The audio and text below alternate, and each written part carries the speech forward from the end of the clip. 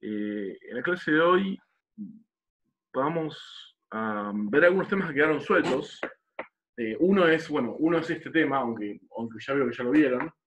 Tenemos los diagramas de energía, pero en general vamos a ver algunos temas de energía y de trabajo que no vimos hasta ahora y que son importantes. O sea, lo que nosotros vimos, supongamos que tenemos una masa M, ¿no?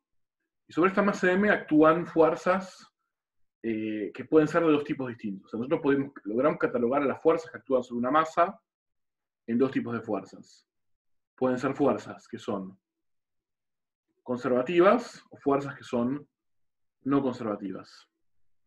En el caso de una dimensión, un movimiento en una dimensión, lo que nosotros dijimos es que las fuerzas conservativas lo que cumplían era justamente que eran menos la derivada de alguna función u respecto a la coordenada x, que es la coordenada unidimensional. O sea, se escribían como la derivada de otra función. ¿Está bien? Y además lo que cumplían era que si uno calculaba la integral entre la posición inicial y la posición final de las fuerzas conservativas por el diferencial de desplazamiento, o sea, esto sería el trabajo, esto se podía escribir como u, una función u en el extremo inicial menos una función u en el extremo final, o lo que es lo mismo, u inicial menos u final. Donde esta función u es esta función u que está acá. ¿Está bien? Y lo que implicaba esto era esencialmente que entonces no dependía del camino que yo hacía para ir del punto I al punto F. Únicamente dependía de los extremos, la función en particular, la función u, evaluada en los dos extremos. Entonces, si nosotros, por ejemplo, eso es lo que yo no escribí, pero podemos escribirlo en este pizarrón, por el teorema de la energía de trabajo, que es el primer teorema que demostramos en esta parte de la materia, y el más general, por ese teorema, yo lo que puedo decir es que el delta K, o sea, el cambio de energía cinética, es lo que es lo mismo. El K final menos el K inicial. Esto es igual a la integral de xy, xf sobre las fuerzas que actúan sobre la masa. Sobre las fuerzas, sobre todas las fuerzas, o sea, tanto las fuerzas conservativas como las fuerzas no conservativas, sobre la resultante de las fuerzas, o sea, las fuerzas conservativas más las fuerzas no conservativas, diferencial X. Y esto siempre vale, esto siempre es válido, esto es el teorema de energía de trabajo, digamos. Esto es lo primero que mostramos, y acá no hace falta que las fuerzas sean conservativas, no conservativas, esto vale para cualquier fuerza que yo me toque. Ahora, yo lo que puedo hacer es dividir esta integral en dos integrales, una para las fuerzas conservativas y una para las fuerzas no conservativas. La puedo separar las dos integrales así. Puedo tener fuerzas conservativas diferencial X más otra integral que va a ser para las fuerzas no conservativas diferencial X. ¿Está bien? Y ahora, esto que está acá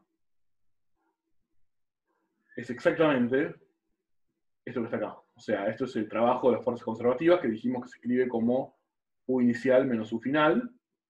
Y este término que está acá es el trabajo que hacen las fuerzas no conservativas, y lo voy a escribir así. WNC. W siempre, yo no lo dije, pero W viene, ¿no? Obviamente, de work. Ese es el origen de la W. Y WNC es trabajo de fuerzas no conservativas. Entonces, juntando todo esto, llego a que entonces K final menos K inicial es igual a lo que quedó de este lado, a U inicial menos U final más WNC. O lo que es lo mismo, si yo paso para el otro lado este U final, me queda K final más U final es igual a K inicial, pasando este para el otro lado, más U inicial más WNC. Y ahora, recordemos la definición de energía mecánica. La definición de energía mecánica era el trabajo, la energía cinética más energía potencial. O sea, esto es lo que nosotros llamamos E final y esto es lo que llamamos E inicial. Entonces, llegamos a la conclusión, a partir de esta fórmula, que E final menos E inicial, o lo que sería lo mismo, podríamos llamarlo delta E, es igual al trabajo de las fuerzas no conservativas. Esto lo que quiere decir entonces es una versión más general de lo que vimos en la clase anterior. En la clase anterior vimos, bueno, en el caso de que esto es 0, entonces delta E es igual a 0, o sea que la energía mecánica es una constante. ¿Está bien? O sea, si no hay fuerzas no conservativas haciendo trabajo, o sea, si todas las fuerzas que hay en el problema son conservativas, es decir, todas las fuerzas que hay se escriben de esta forma, y en nuestro caso particular va a significar básicamente que todas las fuerzas, que no hay la práctica va a significar que no hay rozamiento en nuestros problemas. Bueno, en ese caso, entonces la energía mecánica, el delta siempre es 0, o sea que siempre vale lo mismo, siempre es constante. Pero si llegase a haber una fuerza no conservativa actuando, entonces yo puedo usar el trabajo de esa fuerza no conservativa para calcular cuánto vale el cambio de la energía total. ¿Está bien? Entonces yo puedo perder energía total, energía mecánica total de mi sistema, si hay una fuerza no conservativa. ¿Está bien? Eso es algo que hablamos un poco cuando discutimos el principio más general de conservación de la energía. Yo lo que les dije es, ok, la energía mecánica no necesariamente se conserva. Por ejemplo, se pierde energía mecánica si uno tiene, por ejemplo, rozamiento de un problema. Por ejemplo, la velocidad de un móvil se empieza a hacer cada vez más pequeña, o sea, su energía cinética se empieza a hacer cada vez más pequeña, hasta que se hace 0. ¿Está bien? En ese caso se perdió la energía mecánica de la masa que se movía por rozamiento.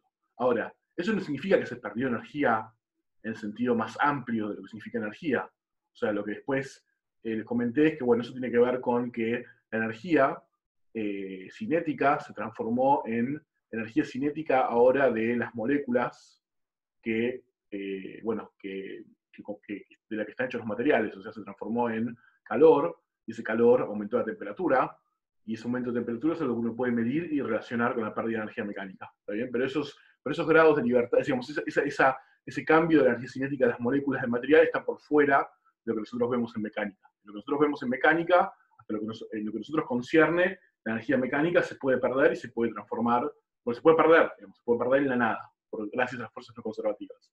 Después, más adelante en física, uno aprende que las fuerzas no conservativas en realidad no destruyen energía, únicamente la transforman en otro tipo de energía que no es la mecánica. ¿Está bien? Bueno, esta es una observación que yo quería hacer. Digamos, esta fórmula más general. Después, esto es una de las cosas que quedó pendiente, que yo les quería contar. Otra cosa que yo les pensaba contar, pero me parece que lo vieron en la práctica, es el tema de los diagramas. Eso lo vieron, ¿no? Los diagramas de energía, por qué, digamos, los mínimos y los máximos de esos diagramas son puntos estables e inestables. ¿Se entendió o quieren que lo repasemos? Como prefieran. Ok. Sí. Si quieren, seguimos. Y bueno, y si después, bueno, dale, pegamos una repasadita, no hay problema. Lo que yo les contaba es entonces, bueno, uno puede agarrar y utilizar diagramas que son súper útiles para entender qué pasa en la física de un problema, que son los diagramas de energía, los cuales, primero supongamos, ¿no? Supongamos que tenemos una masa M, una partícula, lo que fuese, y que actúa una fuerza F de X, depende únicamente de la posición, o sea, es unidimensional, y además conservativa. Entonces, el hecho de que sea conservativa, automáticamente nos dice entonces que existe una función U, tal que f de x es menos la derivada de esa función U de x respecto de x. Entonces, esa función U justamente es lo que se llama, se define como potencial. El potencial de la fuerza F. Bueno, entonces, en este caso, y si no hay ninguna otra fuerza actuando no conservativa, uno puede utilizar un diagrama en el cual uno dibuja en esta coordenada X, la coordenada unidimensional sobre la que me estoy moviendo, y después uno lo que hace es poner U de X, uno dibuja el potencial. Entonces, cuando uno hace eso, uno puede utilizar automáticamente el dibujo que le queda para decir cosas sobre el movimiento. Las cosas que uno puede decir son cualitativas, o sea, en general, mirando estos diagramas, uno no puede decir, bueno, esto, o sea, uno no puede, en principio, estimar cantidades numéricas, pero sí puede decir cómo va a ser el movimiento de forma cualitativa. Eso quiere decir si la partícula se va a alejar en una dirección, se va a quedar confinada a un rango de valores de la variable x, si va a oscilar, si no va a oscilar, etc. Entonces, lo primero que tenemos que notar en un diagrama así es que automáticamente nosotros encontramos los puntos de equilibrio cuando miramos este diagrama. Porque fíjense qué pasa en estos puntos, qué pasa en el punto x0, en el punto x1 y en el punto x2. Entonces, en estos puntos, la derivada de u vale 0. O sea, en estos puntos, lo que pasa es que, como son mínimos o máximos de la función u, entonces la derivada de u respecto de x en x0 es igual a la derivada de u respecto de x en x1, y lo mismo en x2, y en todos los casos vale 0. ¿Ok? Y claro, exactamente. Y además, por supuesto, esto que está acá, digamos, si la derivada de u respecto de x en un punto vale 0, entonces la fuerza en esos puntos vale 0. O sea, la fuerza en x0 es igual a la fuerza en x1, es igual a la fuerza en x2, y en todos esos casos vale 0, simplemente porque salvo un signo menos, que en el caso de que esto esté igual a 0 no importa, porque paso el signo menos para el otro lado y no cambia nada, estas cosas son, salvo un signo menos, son iguales, ¿está bien? O sea, si esto es 0, entonces, como vale esto que está acá, la fuerza es 0. Entonces, en esos puntos, no hay una fuerza, digamos, no hay una fuerza. O sea, si yo pongo a la masa en cualquiera de estos puntos, x0, x1, x2, y la dejo ahí, como fuerza, es igual a masa por aceleración, pero en este caso la fuerza es 0, entonces la aceleración va a ser 0. O sea que si la velocidad, si yo la dejo en reposo, la masa en un punto, x2, x1, x0, no tiene aceleración, y si yo la dejo en reposo tampoco tiene velocidad, entonces lo que hace es se queda en ese punto. ¿Está bien? Ahora, lo que es interesante es no tanto qué es lo que hace la masa cuando yo la pongo exactamente en ese punto, sino qué es lo que hace la masa alrededor de ese punto. Eso quiere decir, ¿qué pasa si yo la pongo en ese punto y la desplazo un poquito, la muevo un poquito? Porque eso es lo que me da una idea de la estabilidad. O sea, esto lo que me dice es que x0, x1 y x2 son, como dijo el compañero, puntos críticos. ¿Está bien? A veces se lo llama también puntos de equilibrio. Porque un equilibrio puede ser estable, inestable o semiestable, como voy a mostrar ahora. Puntos de equilibrio. Entonces, pero eso no nos dice qué tipo de equilibrio es, o sea, no nos dice cómo es el comportamiento cerca. Para eso tenemos que ver si la función u tiene un mínimo o un máximo en ese punto. Entonces, por ejemplo, en x0, yo lo que veo es que la función u tiene un mínimo. Mínimo. Entonces, el hecho de que tenga un mínimo, lo que me dice es que si yo estoy así, no tengo la función acá, acá tengo x0, entonces, de este lado, digamos, del lado izquierdo del mínimo, ¿cuánto vale la derivada de u respecto de x? El lado izquierdo. ¿Cómo es el signo? Menor a 0. Menor a 0, ¿no? Porque está bajando. Si hay una meseta, ahora te explico, Franco, qué pasa. Entonces, menor a 0. Entonces, esto es menor a 0 y este lado está subiendo, así que es mayor a 0. Ahora, como la fuerza se obtiene cambiando el signo, o sea, porque hay menos acá, entonces esto significa que de este lado, la fuerza, F, es mayor a 0. Y de este lado la fuerza es menor a 0. Entonces, cuando yo estoy en este punto, y me alejo un poquito en la dirección de los x negativos, nosotros tenemos acá el eje, ¿no? El x versor va de esta forma, apunta hacia la derecha, entonces, si yo me alejo un poquito para este lado, la fuerza apunta para allá, apunta es positiva, apunta en la dirección de hacerme volver al punto del que yo manejé. y viceversa, ¿no? Si yo me alejo para este lado, la fuerza es negativa, o sea que apunta en menos X versor, apunta para allá. Entonces, este es un punto que es estable, porque si yo me alejo al lado derecho, la fuerza negativa me hace intentar volver al mínimo. Si yo me alejo para el lado izquierdo, la fuerza que es positiva me intenta hacer de vuelta, volver al mínimo. Entonces, esto es un equilibrio que es estable. Y es intuitivo, digamos, la magia, ¿no?, de los diagramas, bueno, no la magia, porque no nada es magia, pero lo interesante de los diagramas estos es que es intuitivo con cómo se comportaría una pelotita si yo la suelto sobre el diagrama potencial. ¿Está bien? Si yo suelto una pelotita, o sea, no es que es lo que estamos, no es el problema que estamos resolviendo, ¿no? Porque el problema que estamos resolviendo es unidimensional, en el caso de una pelotita, ¿no? Pero lo podemos interpretar como si fuese el movimiento de una pelotita soltada sobre esta superficie. Entonces los pozos son equilibrios estables, porque si yo una pelotita me empujo un poquito para allá, entonces lo que hace la pelotita es se queda oscilando. ¿Está bien? Mientras que en el máximo es todo lo opuesto, ¿no? O sea, en X1, no sé si en X1 y en X2. En X1, U tiene un máximo. O sea, si yo hago este diagrama ahora, lo que tengo es algo así.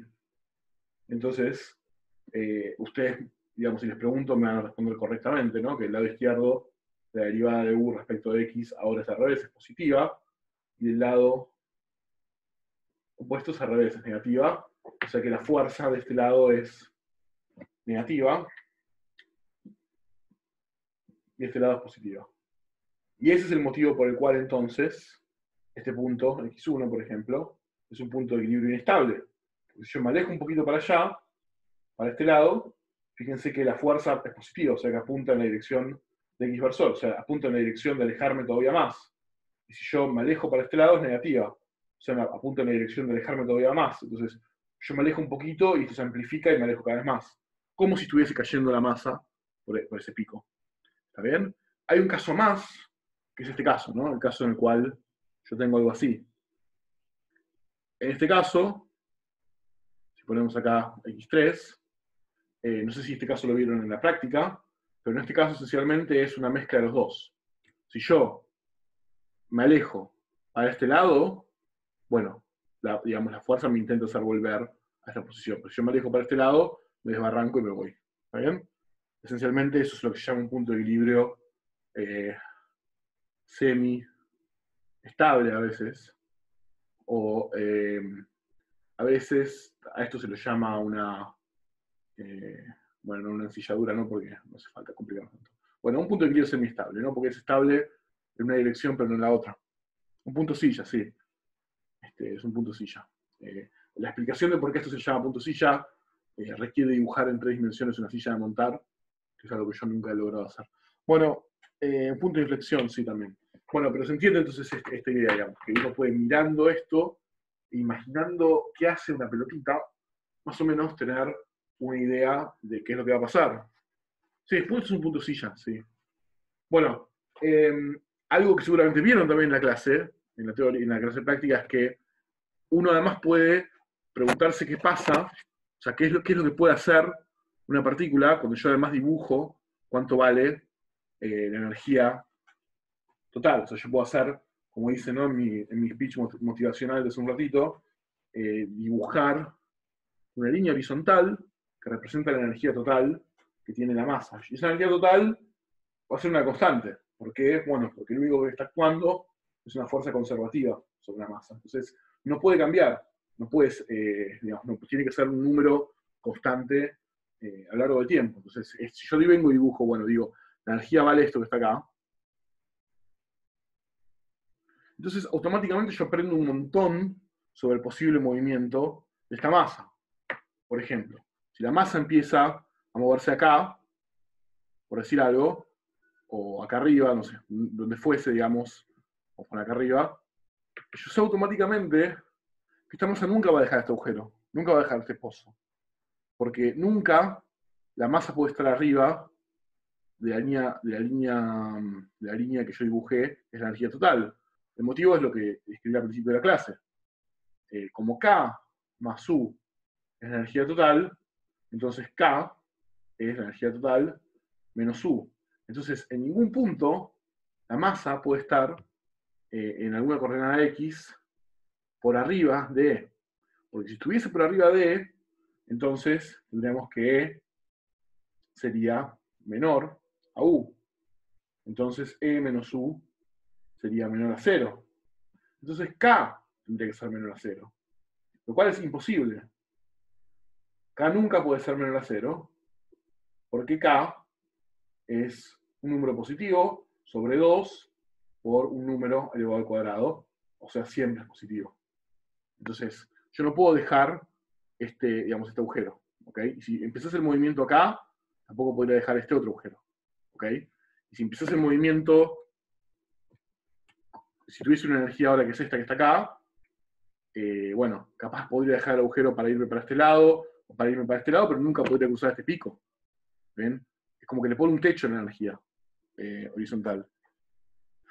Bueno, entonces paren que algo que parece que está bueno saber es que la distancia entre la curva de la potencial y la recta de la energía mecánica es energía cinética. Exactamente, sí, claro. Esto, el comentario que hizo el compañero está bien. K es E menos U. O sea, K es la distancia que hay entre la línea horizontal, que es la energía, ya sea esta o esta, supongamos que volvemos al caso anterior, ¿no? Es la distancia entre la curva roja y la curva negra. ¿Está bien? Eso me da K. Entonces, en los puntos en los cuales se intersecan, el único valor posible para K es 0. En ese punto, básicamente, la energía cinética se hace 0 y yo tengo que retroceder el movimiento y cambiar el signo. ¿Está bien?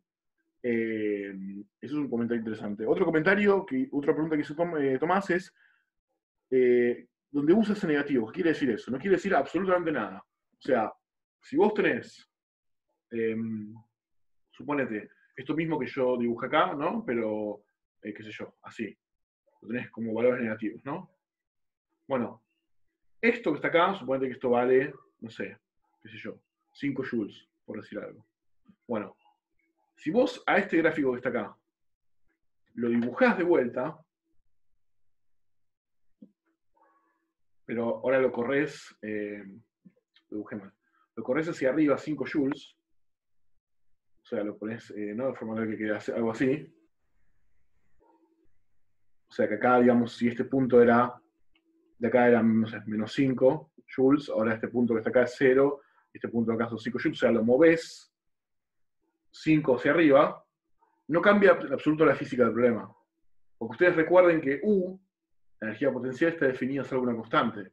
Entonces, la física es la misma, la física es idéntica si yo pienso el problema con U, o si pienso el problema con U', que es igual a U más 5 joules.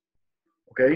Entonces, tener un valor negativo, sí, sé que hay un ejercicio de la guía que pregunta eso, y lo que intenta es que piensen esto que está acá. Tener un valor negativo de energía no quiere decir nada, o sea, lo único que quiere decir es que, bueno, ustedes eligieron una constante de integración, ¿vale? Que les quedó negativo en alguna parte de la coordenada X, pero si ustedes quisiesen, podrían sumar a todo el diagrama una constante, y bueno, eso, digamos, haría, ¿no? Que el problema sea exactamente el mismo. ¿Está bien? Ok, bueno. Entonces, acá automáticamente uno se da cuenta de algunas cosas. Por ejemplo, no sé. Una cosa interesante que uno se da cuenta es, bueno, el potencial, o sea, el potencial, claro, oscila entre los puntos, es lo que iba a contar ahora justamente, ¿no? O sea, el caso, por ejemplo, de que tenemos esta situación, ¿no? Que es, por ejemplo, un resorte con una masa m. Entonces lo que nosotros vimos es que hay un potencial para la fuerza elástica en este caso es menos K por X menos L0, y esto entonces tiene un potencial U, que es K sobre 2 por X menos L0 al cuadrado. Entonces, este potencial, si uno lo dibuja,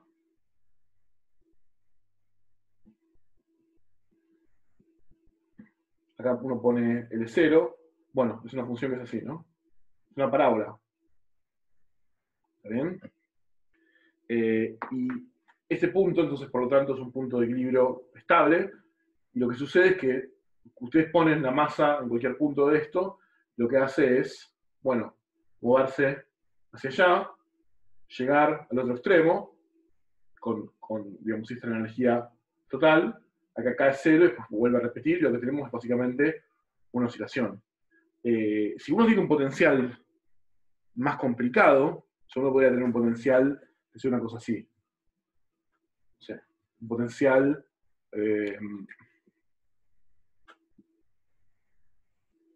con un montón de serpenteos y demás, pero cerca de este punto, a todo mínimo uno lo puede aproximar por una parábola. Cerca de este punto uno puede decir, bueno, esto es más o menos cerca de acá, esto es más o menos por una parábola.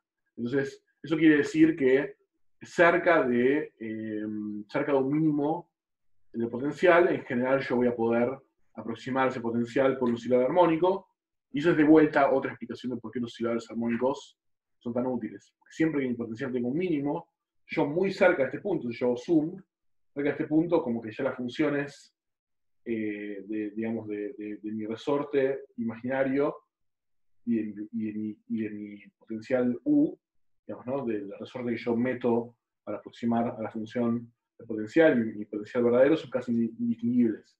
Entonces, cerca, eso es lo que hicimos con el péndulo, ¿no? Cerca del punto de equilibrio, bueno, puedo aproximarlo por una parábola.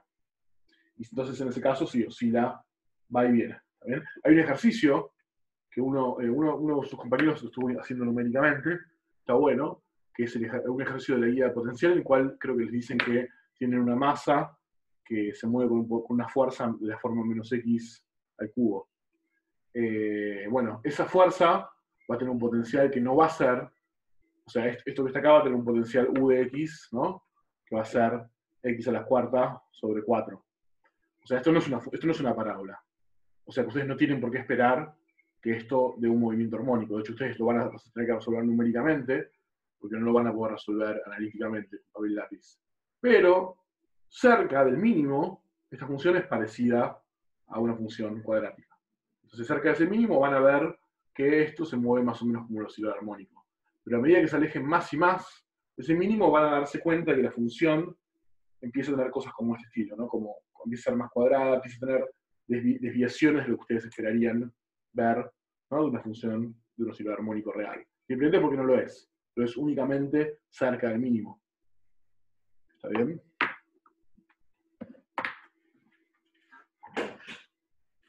Bueno.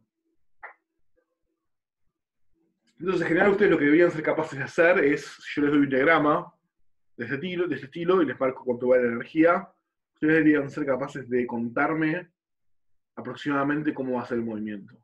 No cuantitativamente, no con numeritos, pero sí darse cuenta de qué es lo que puede hacer o no la masa, entre qué sectores se puede mover, cuándo cambia su sentido, digamos, cuando llega acá, por ejemplo, K es igual a 0, así que se revierte, si oscila, si no oscila, etc. ¿Está bien? Bueno, eso es un poco el objetivo, digamos, de lo que ustedes tienen que lograr ser capaces de hacer con esto. Y esto es extremadamente útil. O sea, siempre que vean una fuerza en física, ustedes, una intuición que tienen que desarrollar como físicos es la capacidad de ver estas cosas y más o menos tener una idea de qué es lo que puede pasar. Lo cual no es tan complicado, ¿no? Digamos, es imaginarse un poco una pelotita moviéndose con la energía total como un techo que no se puede pasar. Pero digamos, si yo tuviese que decir una de las 4 o 5 cosas que me parece que ustedes tienen que llevar conceptualmente de física 1 es la capacidad de entender este tipo de diagramas. ¿Ok?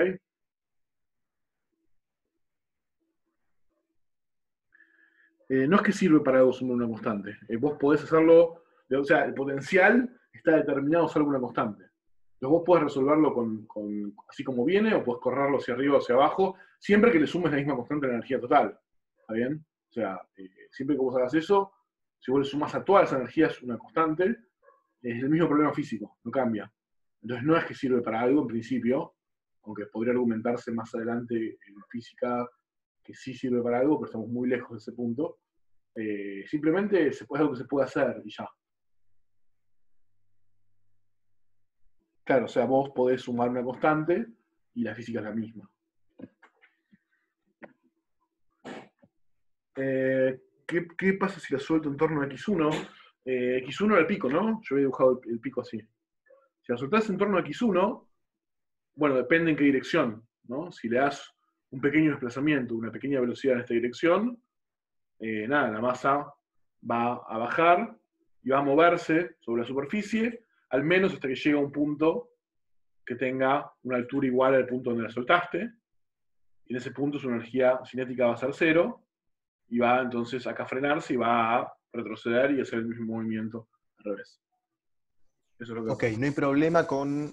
puede atravesar la barra de la energía potencial, Ya, o la sea, energía mecánica. depende, En el digamos, dibujo de antes tenía ahí la recta horizontal a mitad del pico, por ejemplo. vos tenés Acá no hay problema con que la masa atraviese esa barra, ¿no? si vos tenés la recta horizontal a la mitad del pico, la masa nunca puede estar acá. No la podés soltar hasta acá, porque la única forma que tendría que estar acá es ya tener una energía cinética negativa. Eso no puede ser. Ya, acá Ah, no fenómeno. puede estar únicamente, digamos, el pico puede estar únicamente si la energía cinética es igual o mayor al valor del pico. En el caso de que sea igual, en ese punto está con energía cinética cero. Ahí está digamos, con la energía cinética menor que puede tener, y en caso de que sea mayor, bueno, pero en este caso, entonces, ahora sí, vos la podés desplazar un poquito, la podés soltar, va a hacer el movimiento que te conté, digamos, va a llegar hasta acá, es una altura igual a la que llegó, y bueno, y acá, nada, se va a frenar y va a retroceder y va a hacer el mismo movimiento al revés. Si vos le soltás a velocidad inicial en vez de apartarla, o sea, si vos tuvieses esto así, ¿no? Lo soltás con una velocidad inicial, como tiene una velocidad inicial, tiene una energía cinética inicial, o sea, tiene una energía mayor, ¿no? A únicamente la potencial. Empieza con energía, Claro. va a llegar a un punto todavía más alto que el que la soltaste antes de frenarse. Eso tiene que ver con que la soltaste con una energía adicional, con la velocidad inicial que le diste. Fenómeno.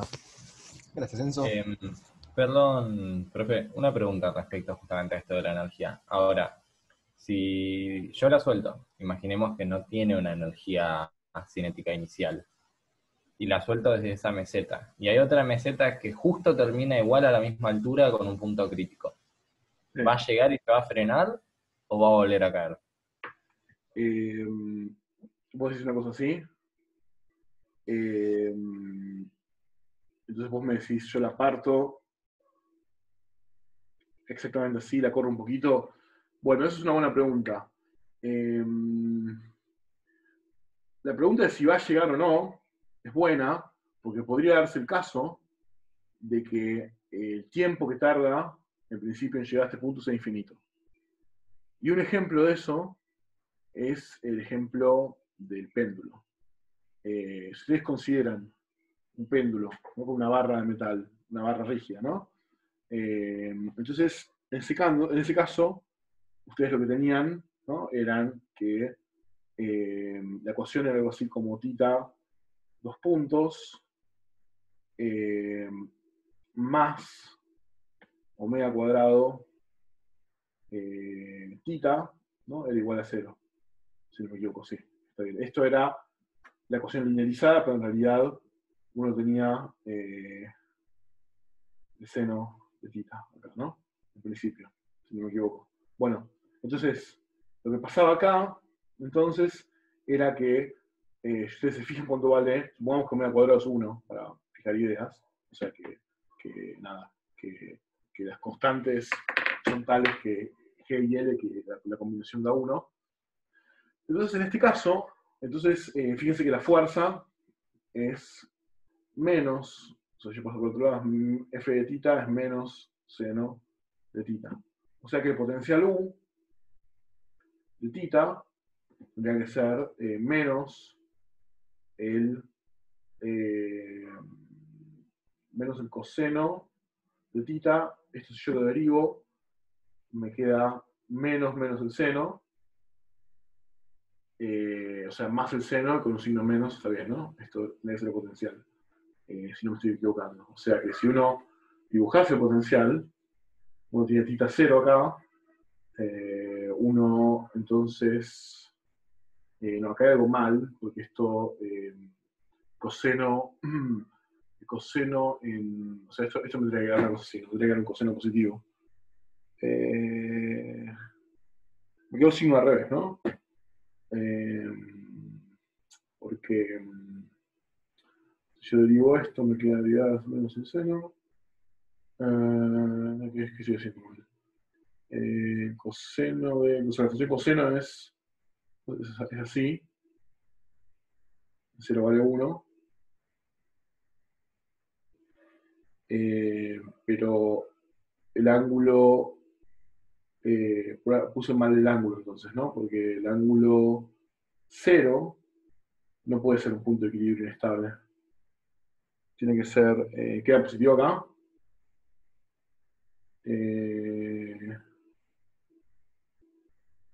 Ok.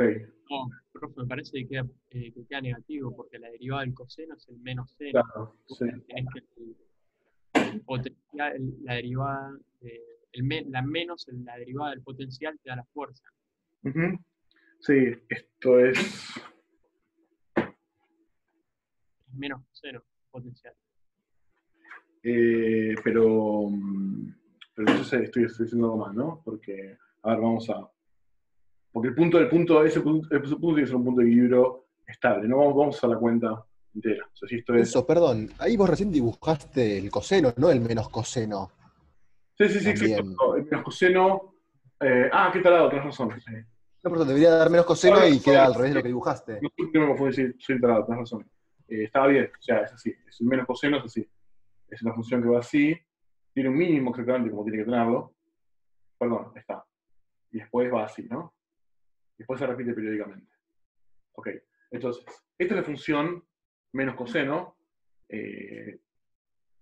la función menos coseno de θ, y eso es θ. Entonces, en este punto es un punto de equilibrio que es estable. Ahora, lo que pasa para esta función en particular es que si ustedes se paran en este punto, ¿no? Y dicen, bueno, mi energía, yo le voy a dar una velocidad inicial a mi masa, yo le voy a dar una velocidad inicial, una velocidad inicial, tal que mi energía cinética E valga esto. Entonces, ustedes lo que esperan que pase es que esto, por ejemplo, en la dirección positiva, suba hasta acá, y acá llegue con K 0, y después retroceda y vuelva a hacer el movimiento. El problema es que el tiempo que tarda en hacer este movimiento es infinito. O sea, se puede demostrar, lo pueden ustedes encontrar también con la resolución numérica, es que la masa nunca va a llegar a un tiempo finito de acá hasta acá. Va a tardar en realidad infinito tiempo. Porque lo que va a pasar es que el péndulo va a hacer esto, o sea, va a acelerar y después se va a acercar cada vez más, pero no, si lo pongo así de costado, va a hacer esto y después se va a acercar cada vez más hacia arriba, pero con velocidad cada vez más chiquita, y nunca va a llegar a apuntar hacia arriba del todo. ¿Está bien? Entonces, mi compañero preguntó si llega alguna vez, y la respuesta es puede ocurrir o no. Por ejemplo, en este caso en particular, en el caso del péndulo, sin la aproximación cuadrática, ¿no? Porque la aproximación cuadrática es poner una parábola acá, y ya digamos que es lo que pasa lejos de θ igual a 0, ya está mal descrito por la parábola. Pero en el caso de sin hacer la linealización, sin poner la parábola, cuando escribo, digamos, cuál es el potencial real, bueno, se puede demostrar con papel y lápiz y también lo pueden ver en la simulación numérica, va a tardar infinito tiempo, nunca va a llegar acá. ¿Está bien? La aproximación con la cuadrática es la aproximación con la cuadrática usual, es la aproximación en la cual ustedes dicen que vale esto, y entonces lo resuelven con un oscilador armónico. También es la forma en la cual resolvimos el péndulo porque no sabíamos cómo hacer en general.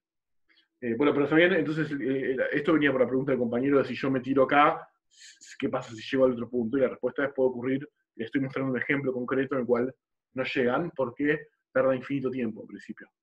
Eso es lo que predice la física. Bueno, a ver, estoy viendo si hay... Disculpen que se me ok. Bueno, entonces un poco esto, si tienen algunas preguntas más de diagramas de energía, o quieren que avancemos.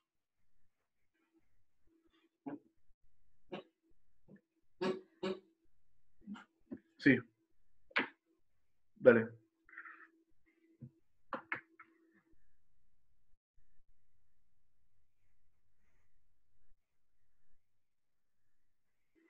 Cuando E está en una asíntota, por ejemplo, si vos tenés...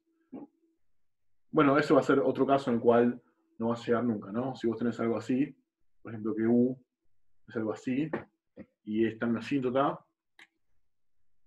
eso va a ser otro caso en el cual, digo, como esta curva jamás llega a esta, a tocar esto, lo que va a pasar es que la velocidad, o sea, es un caso muy interesante. En este caso, digamos, lo que va a pasar es, suponete que vos tenés esto de energía, entonces la velocidad es nula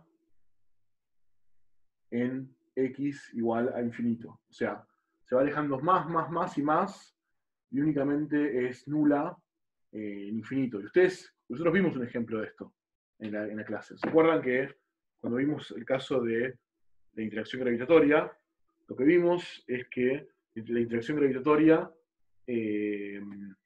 sea, el potencial, era menos g por la masa de un objeto, por la masa de la Tierra, sobre la distancia, digamos, x, que es la distancia del origen, y esto era el potencial gravitatorio, si no me equivoco, ¿no? Porque estaba bien, o sea, siempre me equivoco si pongo el de vuelta. Siempre tengo que revisar la cuenta mentalmente para ver si puse bien el signo menos o el signo más. Pero creo que está bien, sí, está bien. Entonces, no, eso es ese potencial. Entonces, digamos, si uno grafica esto, ese potencial es una cosa así. ¿Ok? En el infinito es ese cero, ¿no? Porque cuando x tiende a infinito, eso tiende a cero, y es una asíntota. Entonces, si la energía total es cero, si la energía total de una partícula es cero, entonces lo que pasa es que la masa se aleja y tiene la velocidad igual a cero en x más infinito. ¿Y esto entonces a qué corresponde? Hablando digamos, si estamos hablando de atracción gravitatoria, este movimiento, la velocidad inicial es la velocidad de escape, exactamente. Entonces, tu pregunta de qué pasa si estamos en una asíntota, bueno, ese es un ejemplo. La velocidad de escape es un ejemplo en el cual vos tenés que la energía está en la asíntota de tu función potencial, entonces te alejás más, y en el infinito recién ocurriría que tu velocidad es nula. Entonces, básicamente lo que hiciste fue escapar con la mínima velocidad inicial posible para hacer el escape. Cualquier otro movimiento, con energía por acá, sería un movimiento que no podría salir de esta región. ¿También? Sería un movimiento que no podría escapar, sería un movimiento ligado. O sea, llegaría a este punto y volvería después a acercarse al origen. ¿Se entiende? ¿O hay algo que, ok? Bueno, hay un tema que yo no lo di, pero que de vuelta lo van a ver muchísimo, empezando en física 3 en adelante, que es cómo expresar la energía de un sistema.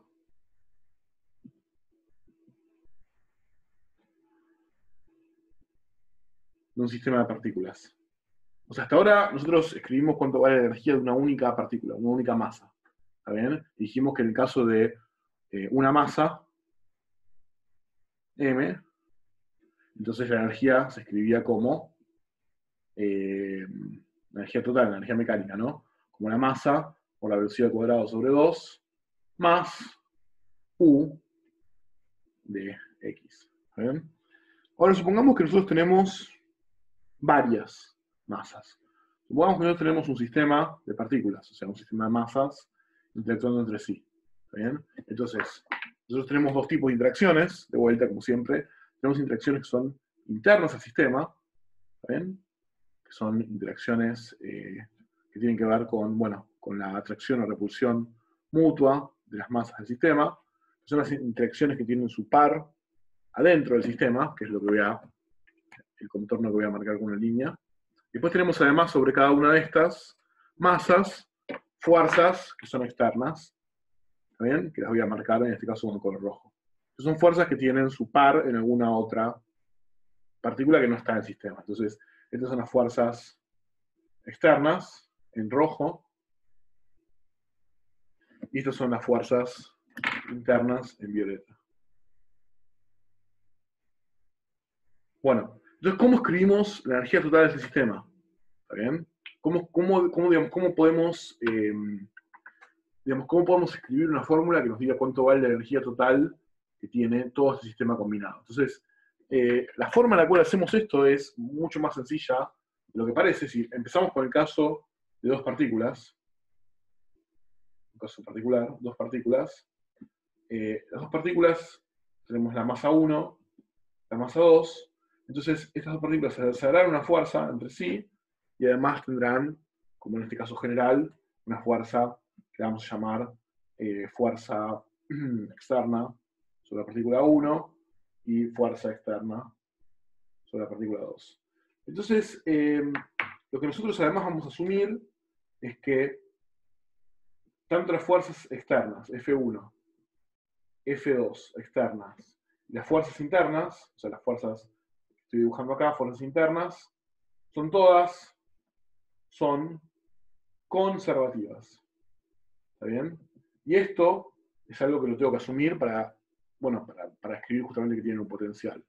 Las fuerzas internas de un sistema podrían no ser conservativas. ¿Ok? Yo podría tener, por ejemplo, un objeto que explote, es decir, que hayan fuerzas que tengan que ver con la explosión química del objeto, que son internos al sistema, pero que liberen calor. Entonces, es un ejemplo de fuerzas es un caso en el cual la energía final va a ser menor que la inicial, porque actuaron fuerzas internas al sistema que eran no conservativas. También puede ser fuerzas externas al sistema, que son no conservativas. Por ejemplo, esta fuerza podría ser el rozamiento, o esta fuerza podría ser el rozamiento. En ese caso podrían ser fuerzas externas no conservativas. O sea, acá estamos en una situación en la cual puede haber trabajo de fuerzas no conservativas, en principio, tanto internas, como en el caso de la explosión, como externas, como en el caso en el cual, por ejemplo, una de las masas está sujeta a rozamiento. Ahora, no vamos a considerar, en este caso en particular, cuando escribamos la energía, vamos a asumir que esto es igual a cero. Vamos a asumir que no hay, en principio, fuerzas no conservativas. Entonces, en ese caso, lo que uno puede ver es que cuando uno quiere escribir la energía total, uno va a tener que escribir entonces,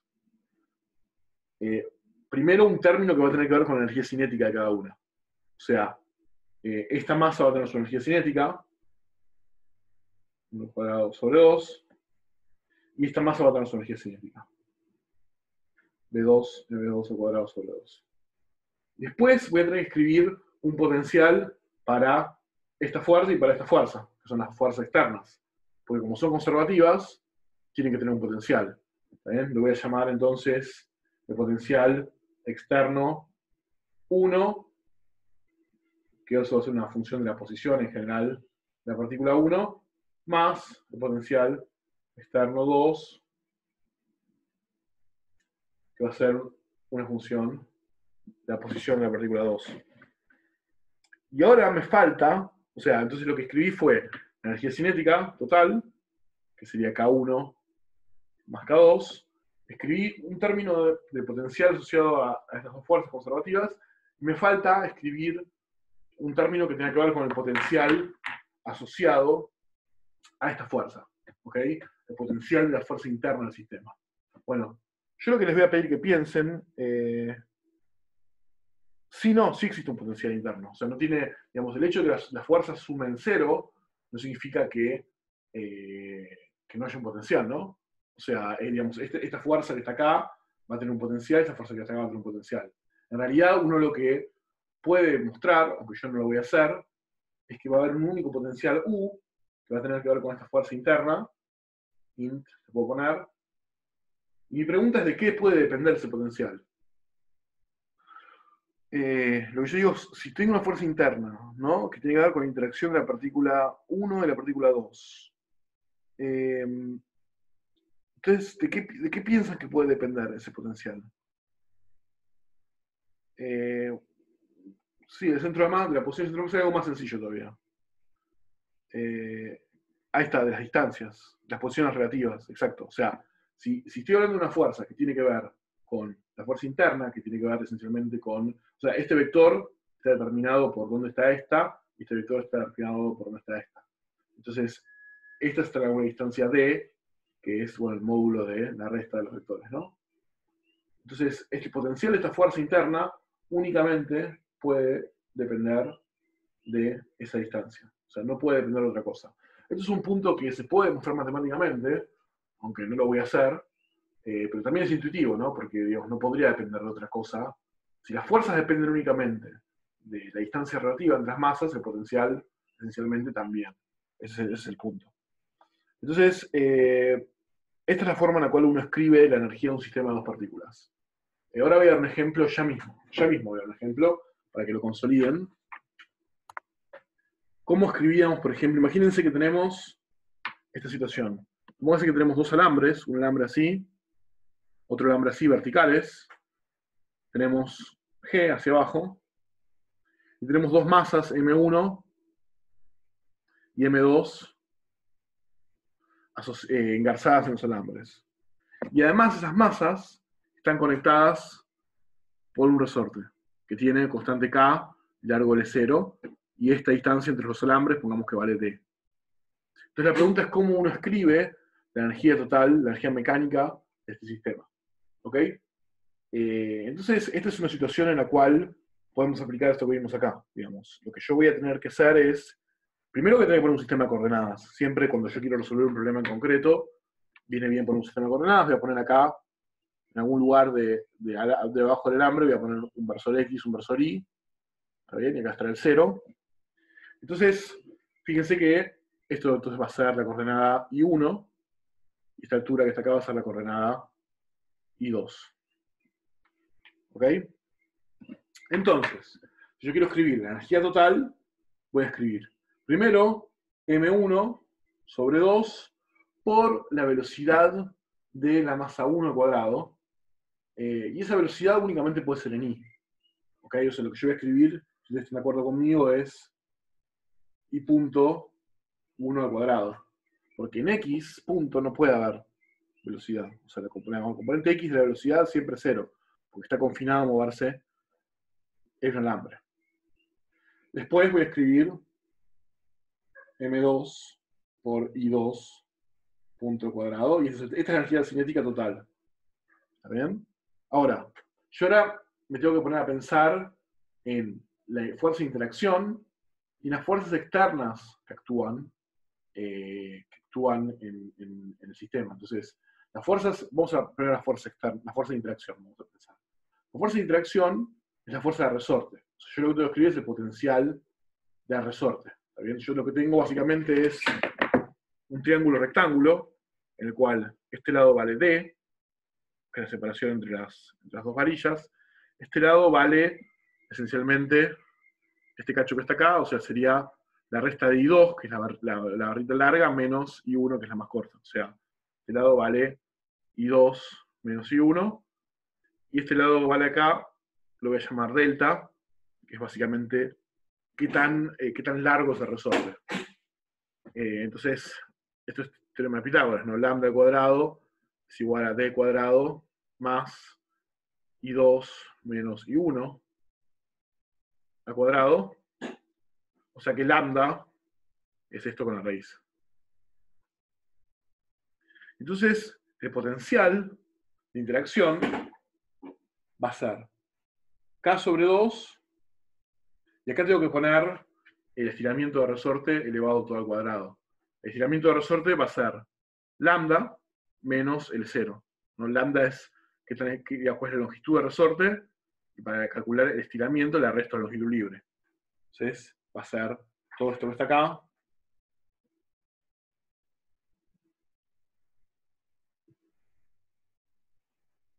menos el 0, y después todo esto elevado al cuadrado.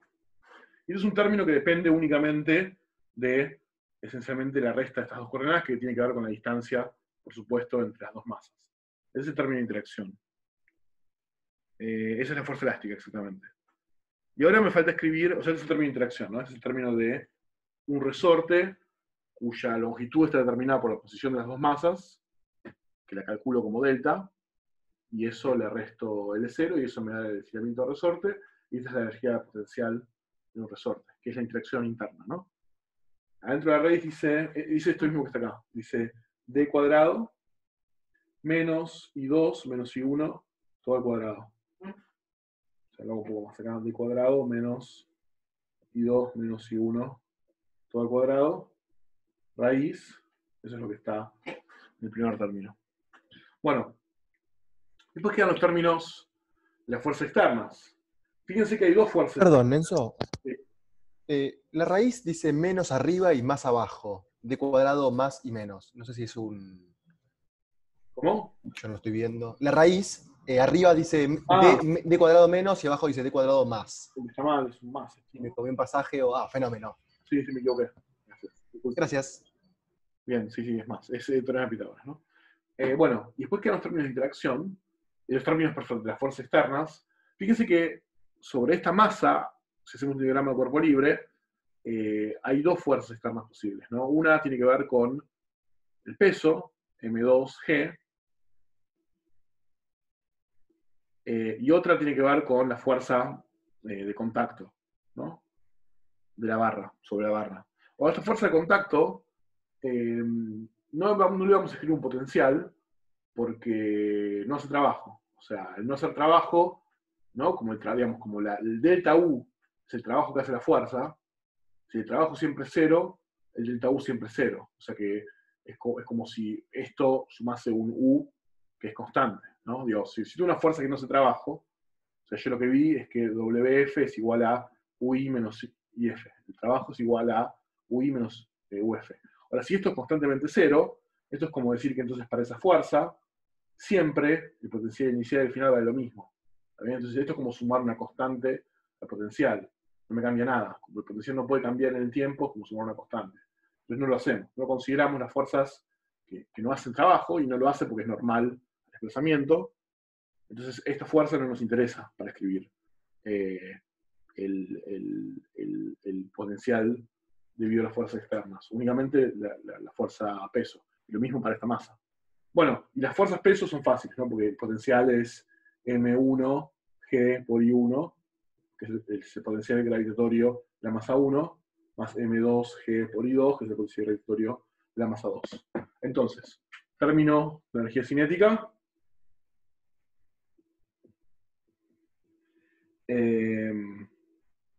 Los dos términos que tienen que ver con las fuerzas externas y el término de interacción. ¿Ok? Bien. Y así es básicamente como yo escribo la energía de un sistema de dos partículas, y de 3, de más de n partículas, va a ser similar. O sea, lo van a hacer más adelante en física 3, sobre todo cuando empiezan a trabajar en serio con energía y trabajo en 3 dimensiones. Pero bueno, por ahora nos alcanza con estas cosas. Entonces, esto va a ser constante en este problema en particular, porque ninguna de estas fuerzas es no conservativa. Si yo agregase una fuerza no conservativa, por ejemplo, no sé, un rozamiento entre las barras y las masas, entonces ahí lo que estaría pasando es que esto sería no constante, porque habría una fuerza no conservativa haciendo trabajo. ¿Ok?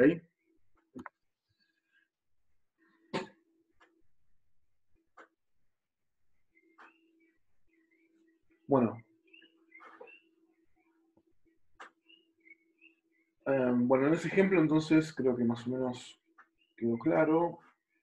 Bueno, y ahora hay una cosa más que ustedes deberían empezar a sospechar, que yo voy a querer hacer, que tiene que ver con algo que yo ya hice para L, para el momento lineal, y yo ya hice también para el momento angular, que es, si yo tengo, de vuelta, dos partículas, pero podrían ser más, podrían ser, supongamos, o sea, pueden ser n, pero supongamos que son dos nomás, simplemente porque las cuentas son más fáciles, no porque haya algo que yo quiera evitar, conceptualmente. Tengo acá mi origen, y entonces el centro de masa va a estar por acá, R, Entonces yo lo que voy a querer hacer es escribir la energía total de este sistema. Si yo tengo acá las interacciones internas, yo quiero escribir la energía total de este sistema desde el centro de masa, ¿no? O sea, yo sé que la energía total de este sistema, supongamos que no hay fuerzas externas de momento. Supongamos que fuerzas externas son 0, únicamente tengo las fuerzas internas. Entonces, la energía total, escrita desde el origen O, va a ser, bueno, lo que escribí en el pizarrón anterior, ¿no?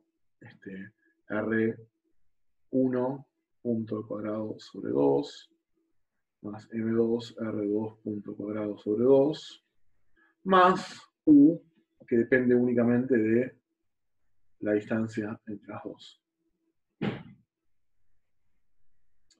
Bueno, la pregunta es, o sea, esta energía está escrita desde este origen O. ¿Qué pasa si yo hago un cambio de coordenadas al centro de masa? ¿Okay? Entonces, para eso, recuerden que yo lo que introducí eran otras coordenadas, que se llamaban R1' y R2', que eran las coordenadas de las masas del centro de masa, de forma tal que R1 era igual a R1' más R, y R2 igual a R2' más R, donde esto se sigue, ¿no?, de la regla de cómo se suman vectores, ¿no? O sea, este vector que está acá, que es R1, es hacer este vector que es R más R1'. Y lo mismo para este que está acá. Entonces, lo que voy a hacer es reemplazar esto en el término de energía cinética. Fíjense que en este término, que está acá, lo que me va a quedar es lo mismo, pero con las primas. Porque únicamente depende de la distancia, y eso no cambia si estoy en O o no primo. O sea, si uno desarrolla, ¿no? ¿Cuánto vale esto en términos de esto? Esto es más R, o sea, esto sería R1, menos R2', también más R, esto sería R2, o sea, esto sería, como el R se me cancela, R1' menos R2'. O sea que la distancia no cambia, entonces por lo tanto acá poner una prima es lo mismo, ¿no? No me cambia el argumento dentro. Lo que sí voy a tener que desarrollar son estos términos acá, los que tienen que ver con energía cinética, pongamos K. Y para eso lo que hago es reemplazo, ¿no? M1 sobre 2. Entonces tengo que hacer R1, o sea, tengo que meter acá la derivada de todo esto. Al cuadrado, más M2 sobre 2, la derivada al cuadrado.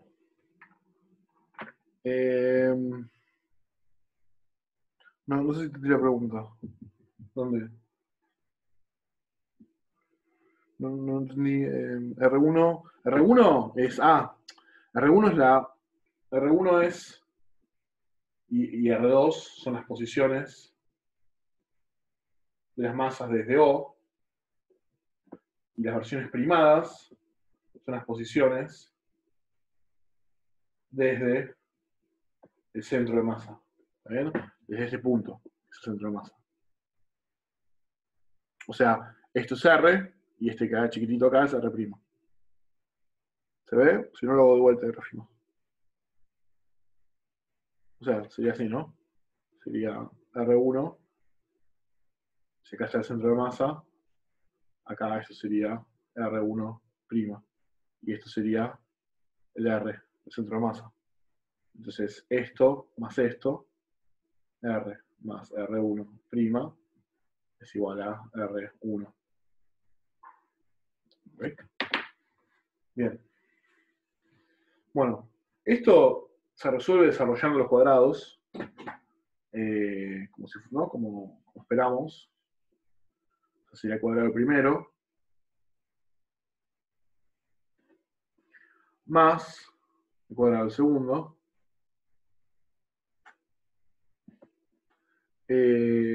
externas, o sea, no estoy considerando fuerzas externas, de ningún tipo, ni conservativas ni no conservativas. Más el término de interacción, ¿no? M1, como hay un 2, me cancela con 2 de abajo y me queda R1 prima, R prima. Y eso es el primer término. Después ahora voy a sumar acá abajo el segundo, lo voy a agregar abajo. M2, R2 prima punto cuadrado primero, más el cuadrado del segundo, más de vuelta el término que tiene el producto de los dos. Bueno, y esto es toda energía cinética, ¿no? Acá yo puedo automáticamente juntar, darme cuenta que esto que está acá, más esto que está acá, no es otra cosa que la energía cinética computada desde O', ¿no? Porque es lo mismo que la energía cinética original, pero con primas, las variables. O sea, que este término que está acá, el primer término, yo lo puedo llamar K desde el centro de masa. O K, digamos, sí, K desde el centro de masa, ¿no? O sea, ¿cómo sería K, digamos, midiendo únicamente, ¿no?, las velocidades, alejándose o acercándose del centro de masa? Esos son los dos términos, que tienen una parte primada. Estos dos términos que están acá, los dos, estos que están acá, los siguientes, fíjense que lo que puedo hacer es sacar factor común R' cuadrado, en este caso, y lo que me va a quedar es M1 más M2 sobre 2, todo por R' al cuadrado. O sea, la masa total del sistema por R' al cuadrado sobre 2. O sea, esto es básicamente la energía cinética con la que se mueve una partícula que condensa toda la masa del sistema y se mueve con la velocidad del centro de masa. ¿Está bien? Y después, por último, me va a quedar este término que está acá, más este término que está acá, que esto va a dar 0. Y va a dar 0 por el siguiente motivo. O sea, si yo asumo estos dos términos, ¿no? Hago M1, R1, punto prima, R, punto, más M2, R2. Saco factor común R punto hacia, no, está multiplicando todo por la derecha, así lo puedo sacar. Me va a quedar M1 por R punto 1 prima más M2 por R2 punto prima, todo esto por R punto. Y yo le digo que lo que está en paréntesis vale 0. ¿Y ustedes por qué? ¿Cómo puedo justificar que eso vale 0?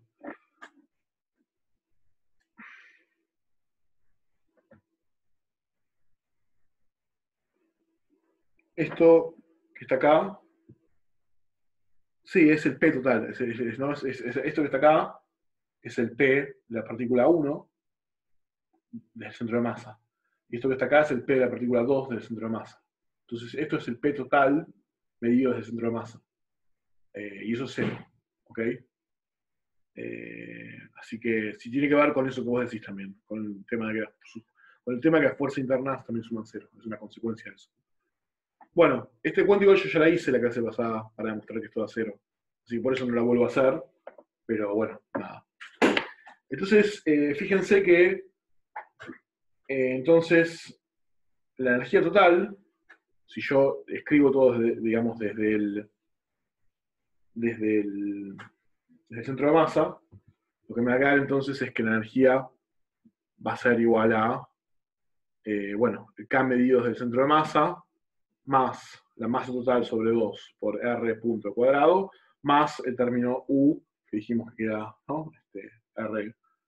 R1' menos R2'.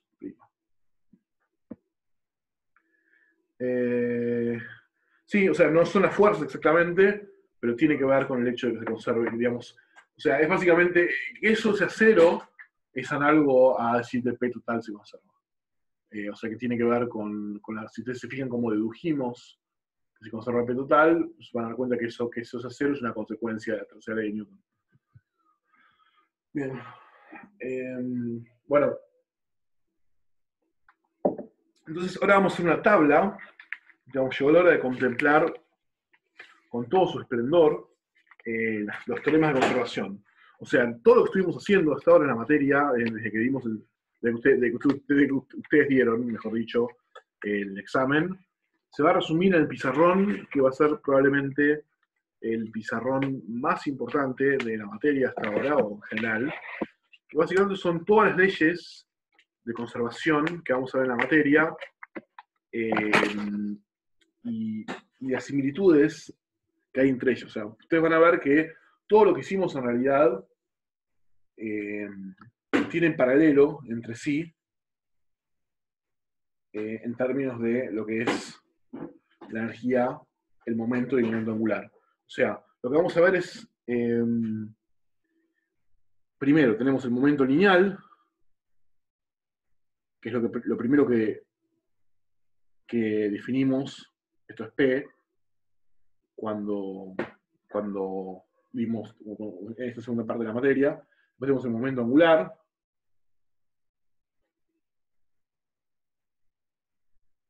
que esto dijimos que se llamaba L, y después tenemos la energía mecánica.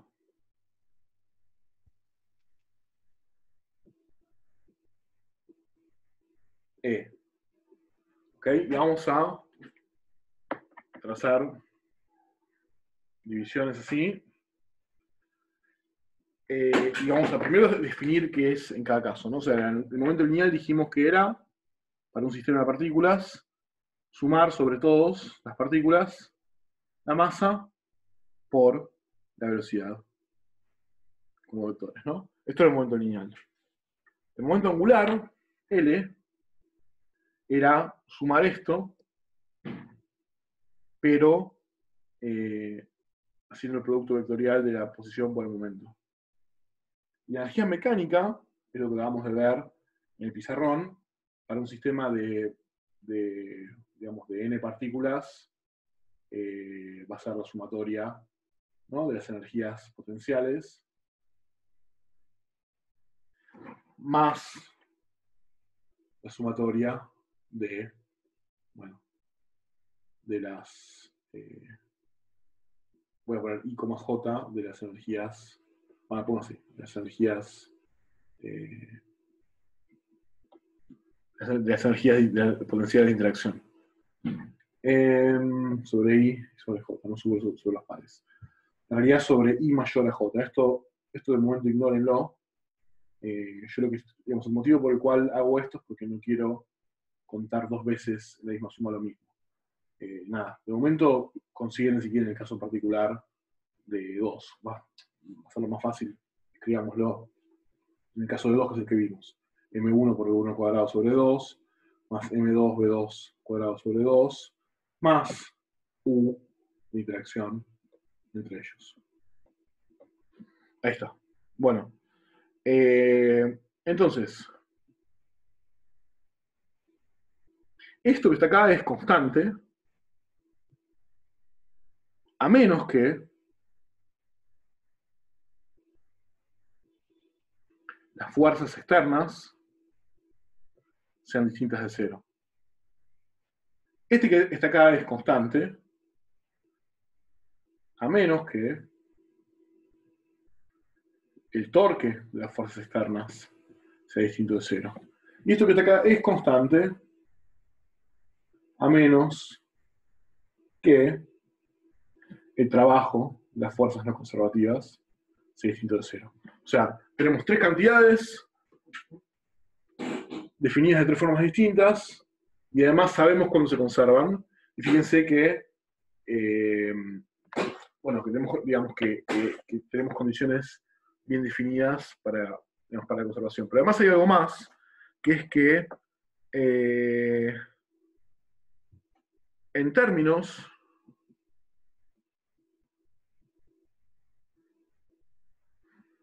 de el centro de masa, yo puedo escribir al momento lineal simplemente como la masa total del sistema por la velocidad del centro de masa. En este caso, en términos del centro de masa, yo voy a poder escribir al L total como, bueno, como el L calculado desde el centro de masa, más R, producto vectorial P. Recuerden que esto tiene que ver con la rotación alrededor del centro de masa, y eso con el movimiento de traslación del centro de masa. Y esto en términos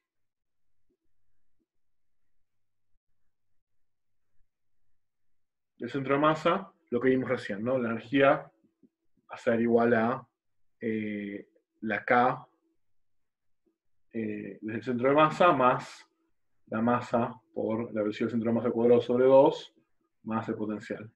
Entonces, lo que tenemos son tres leyes que rigen tres cantidades distintas, momento lineal, angular y energía mecánica, con tres condiciones distintas para la conservación, que además me permiten expresar digamos, la cantidad asociada a un sistema de partículas, separando una contribución siempre que tiene que ver con el centro de masa, y una contribución con el movimiento de una partícula que condensa toda la masa del sistema, que se mueve con la velocidad y posición del centro de masa.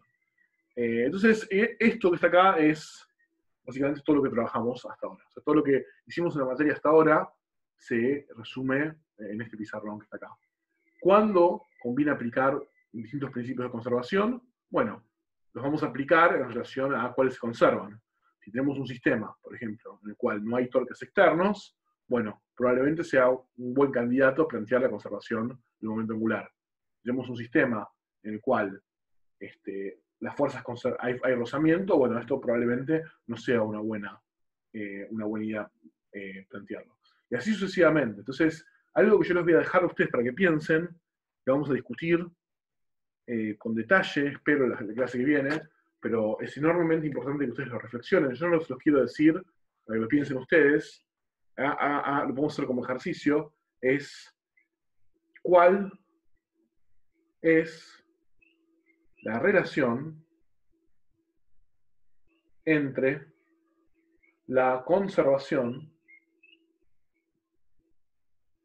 de L, P y la energía. O sea, lo que yo les estoy haciendo preguntarse a ustedes es, ok, ¿es cierto, por ejemplo, que se conserva esta, automáticamente se conserva esta? ¿Es cierto que si se conserva esta, automáticamente se conservan estas dos? ¿Es cierto que si se conserva esta? Y así, digamos, todas las posibilidades. Eso es lo que yo quiero que ustedes piensen. La clase que viene lo vamos a discutir, pero me gustaría que lo piensen ustedes antes. ¿Entienden lo que les estoy pidiendo que piensen? Ok. Bueno, les voy a dar un ejemplo, algo fácil. Por ejemplo, si se conserva un momento lineal, significa que las fuerzas externas son cero. Entonces, si las fuerzas externas son cero, el torque de las fuerzas externas también tiene que ser cero, ¿no? Porque, bueno, porque si no hay fuerzas actuando, no pueden hacer torque. ¿Ok? ¿Eso es cierto? Bueno, piensen en otras combinaciones. Bueno.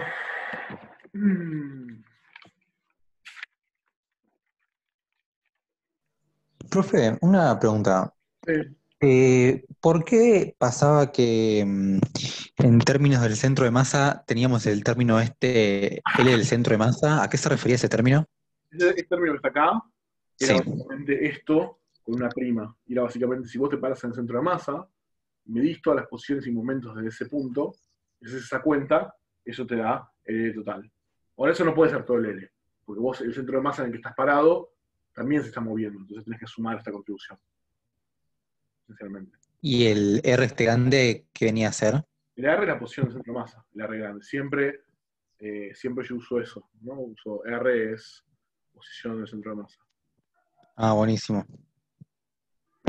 Bien.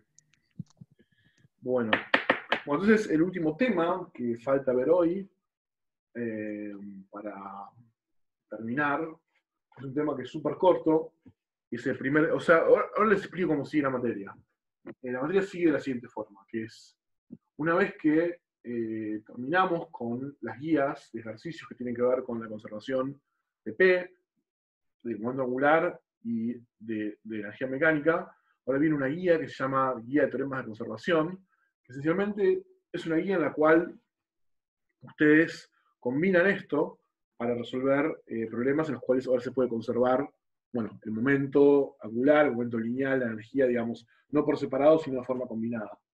En general, lo que hacemos ahora en la materia, de acá hasta terminar, tiene que ver con aprovechar esto que vimos y resolver problemas cada vez más, no sé si complicados, pero sofisticados, usando las herramientas que son los teoremas de conservación.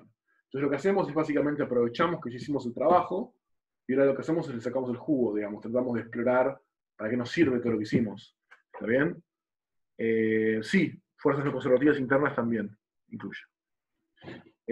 O sea, y el primer ejemplo en el cual vamos a ver eso es en caso de colisiones. O sea, en el caso en el cual hay una guía de colisiones que es súper cortita, y por eso le vamos a destinar poco tiempo en la materia, en la teórica, pero básicamente es el caso más sencillo de conservación de algo, que es el momento lineal, que vamos a empezar a ver en la aplicación, y después vamos a ver el caso de fuerzas centrales, que es un poco más complicado, y así hasta llegar al cuerpo rígido, en el cual vamos a explotar lo más posible que podamos estos teoremas de conservación. Entonces, el caso de colisiones, el problema es el siguiente, básicamente. Supongamos que tenemos dos masas, una masa 1 y una masa 2, que se acercan, o sea, están inicialmente lejos en el espacio, ¿está bien? Pero sus trayectorias son tales que de repente están en una región cercana del espacio. Entonces, porque están cerca, simplemente porque, no sé, pueden ser, por ejemplo, dos partículas, por ejemplo, electrones, protones, lo que fuese, digamos, dos partículas con carga, entonces se repelen o se atraen, supongamos que se repelen, entonces en este caso, cuando están muy cerca, digamos, cambian sus trayectorias. Por ejemplo, si se repelen, podríamos decir que dobla esta para arriba y dobla esta para abajo, entonces esta, yo la mido mucho tiempo después, no mucho tiempo después, sino más lejos de donde ocurrió la interacción, con la misma masa, si es una velocidad 1, esta va a ser una velocidad 1', que es la velocidad después de la interacción. Y lo mismo con la otra, ¿no? O sea, después de que interactúa, mide una partícula con la misma masa, pero que ahora tiene otra velocidad. O sea, básicamente lo que está pasando es, ok, dos partículas empiezan en dos puntos lejanos, esto es una distancia en principio grande, del espacio, se acercan, en un determinado momento interactúan, colisionan entre sí, se chocan, por decir algo, y después, después del choque, lo que mido es de vuelta las velocidades. O sea, yo acá no sé lo que pasa. Esto es una gran incógnita. ¿Okay? Yo en principio no conozco el detalle fino de qué pasó cuando interactuaron las masas. Yo lo único que conozco son las velocidades iniciales y las velocidades finales. ¿Okay? Entonces, la física, desde el experimento de Rutherford básicamente lo que estaba tratando de hacer era decidir si el átomo era una cosa así, o sea, si el átomo era un núcleo pesado con electrones livianos alrededor en órbitas, sería una forma ingenua de dibujarlo, sería algo así, o si era más bien como una especie de, digamos, de cosa uniforme, una especie de distribución uniforme de la masa con los electrones capaz, ¿no? Puestos así, digamos, o sea, como una especie de budín de pasas, digamos, ¿no? Como una especie de pepita uniforme, o si toda la masa estaba concentrada en un pequeño punto en el centro, ¿no? O sea, esas básicamente las dos hipótesis que estaba tratando de decidir Rutherford. Si la masa del átomo estaba concentrada en el centro, o si estaba distribuida toda uniformemente alrededor del átomo. Entonces, lo que hizo Rutherford fue puso una placa muy, muy, muy, muy finita de metal, pero muy finita de metal, y les tiró, ahora no me acuerdo con qué exactamente, si no me equivoco eran átomos de helio ionizados, pero no me acuerdo de memoria, pero básicamente eran partículas, ¿no? Que las tiraba con mucha fuerza, ¿no? Entonces, lo que razonó fue lo siguiente, ok, si, digamos, si la masa de un núcleo está concentrada en el centro, entonces, si la partícula que yo tiro, vamos a dibujarla en color rojo, la partícula que yo tiro, ¿no? La partícula que yo tiro, si acá hay otro átomo, supongamos que acá hay otro átomo, ¿no? Pues es un material que tiene varios átomos así, entonces, si la partícula que yo tiro no se choca con ninguna de estas cosas, que son las cosas que concentran la masa, es decir, digamos, las cosas duras, entre comillas, de los átomos, entonces debería seguir de largo. O sea, si la situación es así, yo debería observar que a veces sigue de largo la partícula que yo le tiro, y a veces no. A veces, cuando le pega de lleno una de estas cosas, con estos carosos, puede o bien desviarse muchísimo, o bien hasta regresar y volver hacia atrás. En cambio, si la situación es así, ¿no? Si la situación es que todo es uniforme, yo esperaría que, bueno, dependiendo de qué tan grande es la densidad de masa, que o bien todos reboten, o bien todos salgan del otro lado, pero con menor velocidad. Eso es de hecho lo que esperaba Rutherford. Rutherford lo que esperaba era, ok, yo tiro esto con un momento, cuando interactúa acá va a salir del otro lado con la misma dirección, o sea, el vector velocidad inicial, el vector velocidad final, esperaba Rutherford, va a ser el mismo, solo que la velocidad final va a ser menor que la inicial. O sea, va a haber una pérdida de momento simplemente porque se interactuó con las partículas que estaban en esta barrita de metal. Bueno, lo que pasó fue totalmente distinto. Justamente cuando Rutherford hizo el experimento, se dio cuenta de que, o sea, lo midió, mejor dicho, algunas de estas partículas que tiró seguían de largo, más o menos sin estar demasiado perturbadas en su trayectoria, pero algunas tenían ángulos amplísimos, y algunas hasta regresaban al lugar de donde él había tirado. O sea que básicamente la situación era consistente con el hecho de que a veces se rebotaban contra los núcleos, que eran muy duros y concentraban, duros entre comillas, no me refiero a masivos, concentraban la masa del átomo en general, y a veces, bueno, y a veces no, a veces pasaba entre los núcleos sin interactuar con ellos y seguía de largo. Y digamos, y la energía tal, era la energía con la que Rutherford tiraba estas cosas, era tan grande que él en un momento dijo que se sorprendió muchísimo, ¿no? Porque él hizo una analogía con disparar una bala contra una hoja de papel y que a veces la bala rebote y digamos, y le pega a la persona que la disparó. Porque justamente, ¿no? Ese es el punto. Él se sorprendió muchísimo al encontrar la cantidad de masa que estaba, la densidad de masa, mejor dicho, más que la cantidad, la densidad de masa que estaba en el núcleo. Digamos, la única forma en la cual podía rebotar estas cosas, que eran superenergéticas, era que se chocasen con una región del átomo donde la densidad de masa tenía que ser altísima. Y eso fue efectivamente lo que pasó, y Rutherford con esto, esencialmente descubrió que los átomos tienen un núcleo, que no está toda la masa distribuida uniformemente en el espacio, sino que tienen un núcleo que concentra la mayor parte de la masa, y bueno, y esencialmente la forma en la cual lo descubrió fue estudiando la trayectoria de una colisión. O sea, él tiró partículas contra otras partículas, que en este caso estaban quietas, estudiando qué es lo que pasó, no durante, porque en este instante él no podía medir nada, él únicamente podía medir las velocidades iniciales y finales. Pero eso fue suficiente para describir la situación era así y no así. ¿Ok? Entonces, ese es un poco el punto de inflexión en la forma en la cual estudiamos la materia en física. En general, estudiamos la materia haciéndola chocar contra otras cosas, y a partir de las velocidades finales de las partículas que encontramos después del choque, tratamos de inferir qué es lo que pasó en el momento de interacción. ¿Ok? Eso es algo que está presente en los colisionadores de partículas de la actualidad. El Atlas, el vector Atlas del LHC, lo que hace es justamente eso.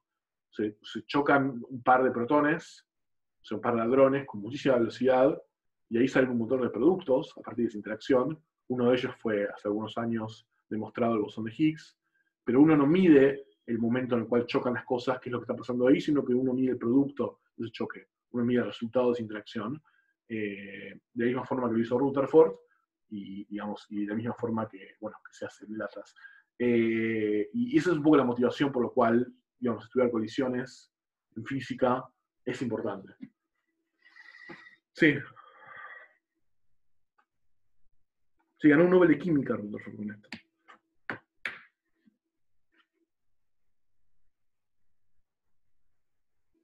Sí, por supuesto. Rutherford, sí, por supuesto, la gente ya sabía que había cargas positivas y negativas en el átomo. Lo que no sabía, por ejemplo, era cómo estaban distribuidas. ¿Ok? Y después, más adelante, cuando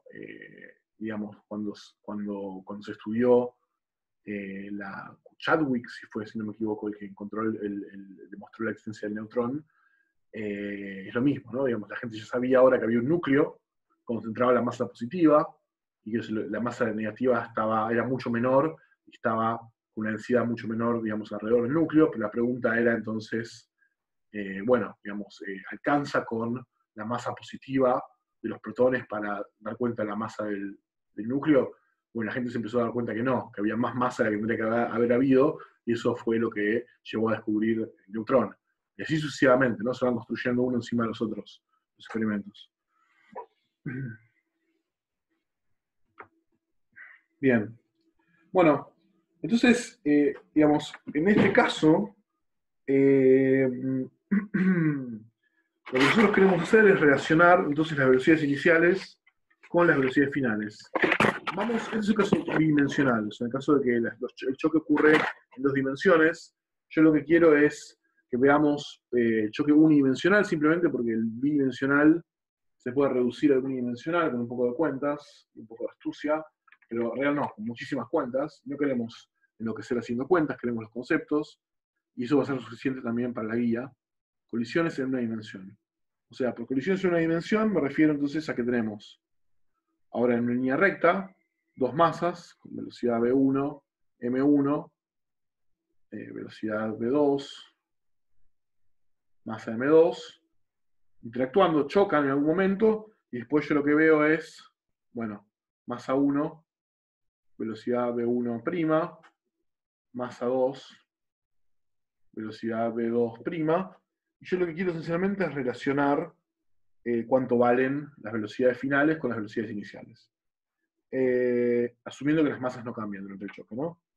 Entonces, automáticamente, si nosotros asumimos que este choque ocurre durante un tiempo muy corto, ustedes se acuerdan que si el choque ocurre, o sea, esto puede estar ocurriendo, por ejemplo, en el campo gravitatorio de la Tierra, ¿ok?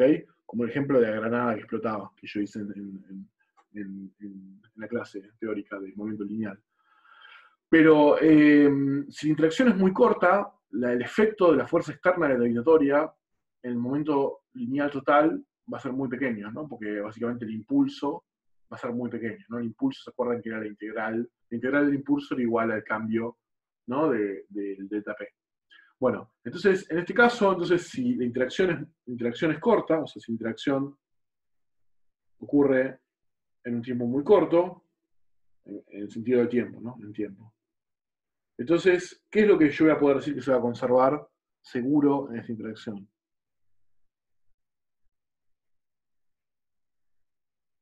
O sea, yo voy a plantear una P, ¿no? O sea, porque si la fuerza externa que puede estar actuando, ¿no? Que si supongamos que es la gravedad, o sea, en el colisionador de Ginebra, digamos, de Suiza, ¿no? El LHC, la fuerza gravitatoria no se puede apagar, sigue estando. Pero bueno, pero las interacciones son suficientemente pequeñas, suficientemente rápidas y cortas como para que sea absolutamente despreciable lo que puede ocurrir en cambio del momento total por la atracción gravitatoria. Así que nada, uno se olvida de eso. Entonces, P, el P total, es constante, o lo que es lo mismo, el P inicial es igual al P final, ¿no? El P inicial es la masa 1 por la velocidad 1 más la masa 2 por la velocidad 2, y esto tiene que ser lo mismo con la masa 1 por la velocidad 1' más la masa 2 por la velocidad 2'. Esto es el P final, y esto que está acá es el P inicial. Y son iguales, por esto que estaba diciendo. Bueno, entonces uno podría decir, bueno, entonces si yo conozco, o sea, el objetivo es, sabiendo las velocidades iniciales V1 y V2, la pregunta es, ¿cuánto valen las velocidades finales después del choque, ¿no? Entonces, automáticamente nos damos cuenta de que esto no nos alcanza para responder esa pregunta. Y no nos alcanza porque es una única ecuación, que sé que está acá, con 2 incógnitas, que son las 2 cosas que queremos averiguar. Entonces, nada, vamos a tener que plantear la conservación de algo más, si queremos avanzar.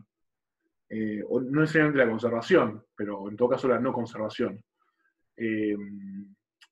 Por ejemplo, podríamos decir, bueno, digamos, cada una de estas masas, por separado, tiene su propia energía mecánica, ¿no?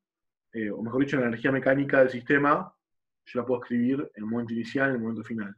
Claro, la energía, exactamente. O sea, yo puedo escribir la energía total mecánica del sistema en el momento inicial como, bueno, la masa de la partícula 1 por la velocidad de la partícula 1 al cuadrado sobre 2, más la masa de la partícula 2 por la velocidad de la partícula 2 al cuadrado sobre 2, más el término de interacción, porque en principio interactúan estas dos cosas, eso es lo que lo hace interesante. Y después yo acá tendría que poner un potencial por las fuerzas externas, como el peso y demás, que no lo voy a poner porque voy a considerar que son despreciables en relación a los potenciales que tienen que ver con, bueno, con las cosas que yo quiero medir durante el choque. Y la energía final va a ser lo mismo, pero con una prima, ¿no? O sea, tengo las velocidades finales para calcular la energía.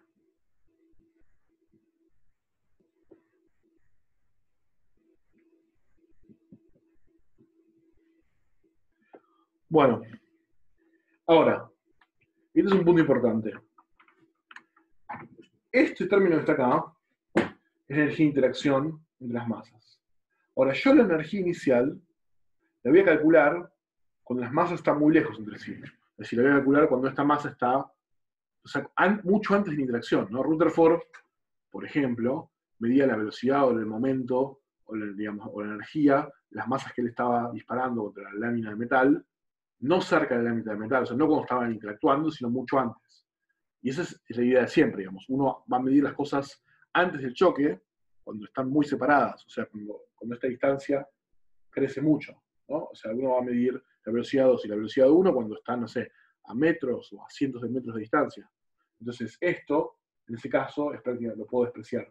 Puedo decir que cuando están muy lejos entre sí, el término de interacción no me suma nada, porque depende de la distancia entre las masas inicialmente están lejísimos. Lo mismo para el después. Cuando yo mido después del choque, voy a esperar que se alejen lo suficiente, como para que ya haya ocurrido la interacción entre ellas. Les voy a medir cuando están lejos, entonces les voy a medir también cuando el término se va a cero.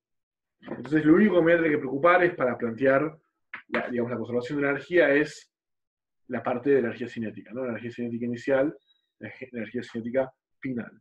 ¿Está bien? ¿Eso se entiende? Ese último comentario que hice, digamos, el término de potencial de interacción lo pongo como cero, porque, bueno, digamos, están muy lejos entre sí, así que esencialmente lo puedo cancelar. Lo puedo tachar. ¿Se entiende eso? Inicialmente mido las velocidades cuando están lejísimos, no están interactuando. Bueno, en realidad es una buena pregunta, no tiene por qué tender a cero. O sea, a ver, cuando estas dos masas están, que le voy a pedir a los chicos de la práctica que me dejen 10 minutitos más, así les puedo explicar bien este tema. Esperen un segundo, un segundito, ¿no?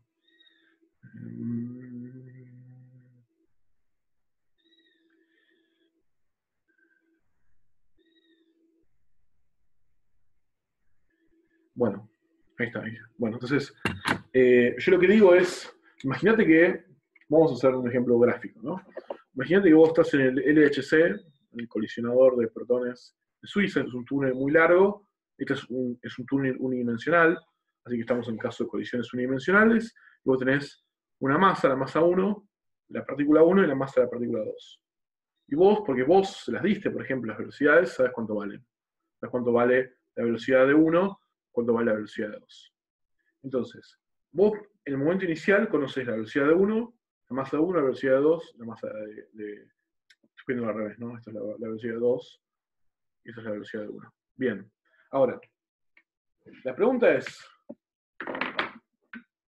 ¿hay una fuerza actuando entre estas dos masas cuando vos las considerás muy lejos dentro del túnel? Entonces la respuesta a eso es no. O sea, la interacción entre estas masas va a ocurrir en una región pequeña del espacio. De la misma forma que en el experimento de Rutherford la interacción ocurría también en una región pequeña del espacio que era básicamente alrededor de esos átomos en la planchita de metal. Entonces, la fuerza entre estas cosas va a ser cero. Ahora, la fuerza es la derivada, en este caso sería el gradiente, porque es un caso tridimensional, pero podría ponerlo así, podría ponerlo en términos unidimensionales, podría poner, no sé, U de,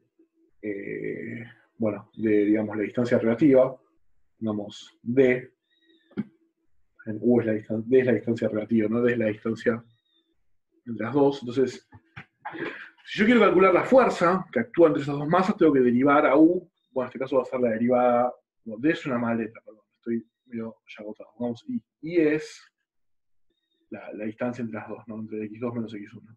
Bueno, entonces, la derivada de U respecto de esto es básicamente menos la fuerza. O sea, esto con un menos es la fuerza que actúa.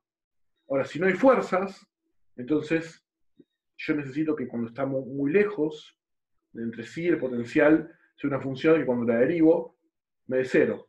¿Está bien? Porque muy lejos entre sí las dos masas no hay fuerzas. Entonces yo necesito que cuando la distancia, cuando I se hace muy grande, esto tiene que ser algo que si yo lo derivo, me da cero. Porque si no me dice cero, me diría que hay una fuerza entre las masas. Entonces, para que eso pase, básicamente esto tiene que tener una constante, cuando I se hace muy grande. Porque las constantes son justamente las funciones que cuando yo las derivo, me dan cero.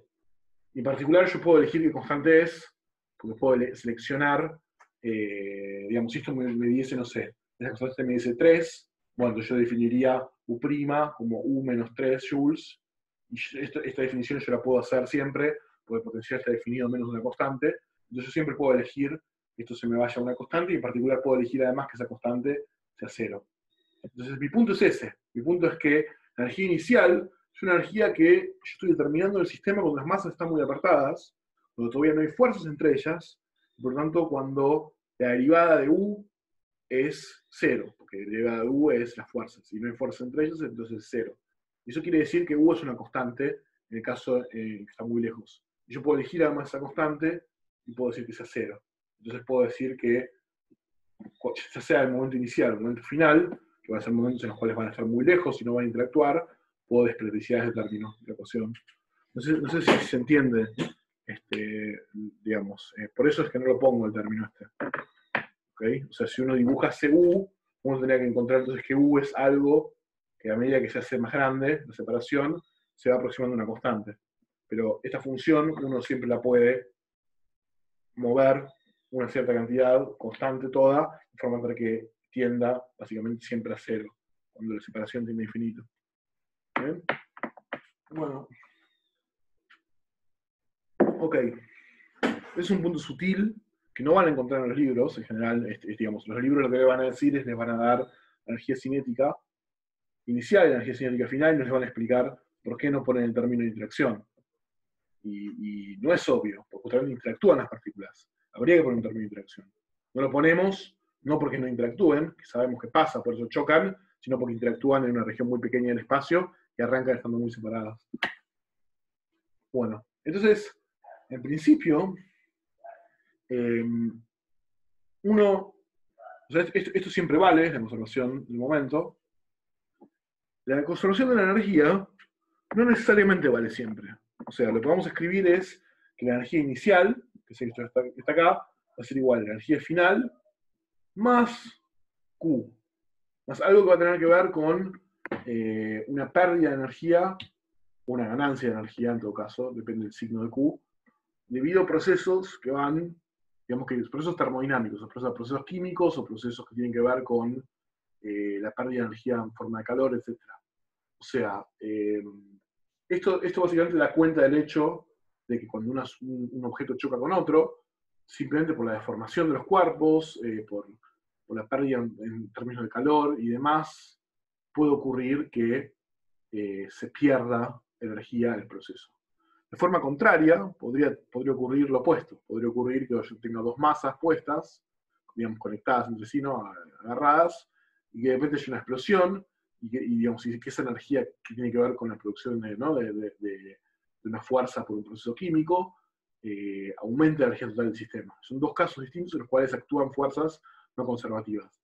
En un caso la fuerza que deforma los objetos cuando chocan, y el otro la fuerza que tiene que ver con la producción, ¿no? De esa explosión por medios químicos. Entonces son situaciones en las cuales podría no conservarse la energía. El momento siempre se conserva, la energía no necesariamente. Entonces, vamos a distinguir tres situaciones. Primero el caso Q igual a 0. En ese caso estamos diciendo que Q es básicamente el delta, Q es un número que tiene que ver con cómo cambió la energía durante el choque. ¿Ok? si Q es igual a 0, fíjate que si Q es igual a 0, entonces la energía se conserva, ¿no? La energía final, energía inicial es igual a la energía final, y decimos que el choque es elástico. Es un nombre que uno le pone. Después podemos tener la posibilidad de que Q sea positivo. Entonces, si Q es positivo, fíjense que entonces la energía inicial es mayor que la energía final, ¿no? O sea, supónganse que, no sé, que esto sea 10 joules, digamos, y entonces, no sé, 10 joules y que Q sea, no sé, qué sé yo, 1 joule. Entonces, acá estamos en el caso en el cual la energía inicial eran 11 joules, la energía final eran 10 joules y yo perdí entonces 1 joule digamos, en esta variable Q que da cuenta justamente de esa pérdida por fuerzas conservativas. Entonces, si cada 0, Q se puede estimar, sí, por supuesto. Se puede calcular y ahora vamos a ver cómo se podría hacer eso. Entonces, si Q es 0, entonces la energía final es menor que la energía inicial y decimos que el choque es plástico. ¿Está bien? Un ejemplo de un choque plástico típico es si yo tiro una masa de plastilina contra una pared.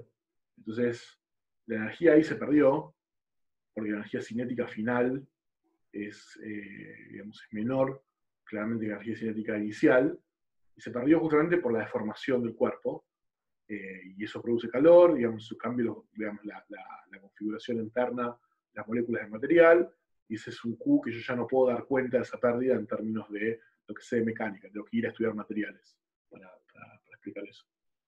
Y después tengo el caso en que Q es mayor a 0, y ese es el caso opuesto, en el caso en el cual la energía final es mayor que la energía inicial, y ese es el caso explosivo, ¿no? Se llama explosivo literalmente, porque es el caso en el cual actúa una fuerza no conservativa que me aumentó la energía total del sistema. Es un caso, por ejemplo, en el cual un cuerpo explota por fuerzas químicas no conservativas internas. Sí, menor. Gracias. Bueno, entonces, dependiendo de esta situación, tenemos el tipo de choque que estamos mirando.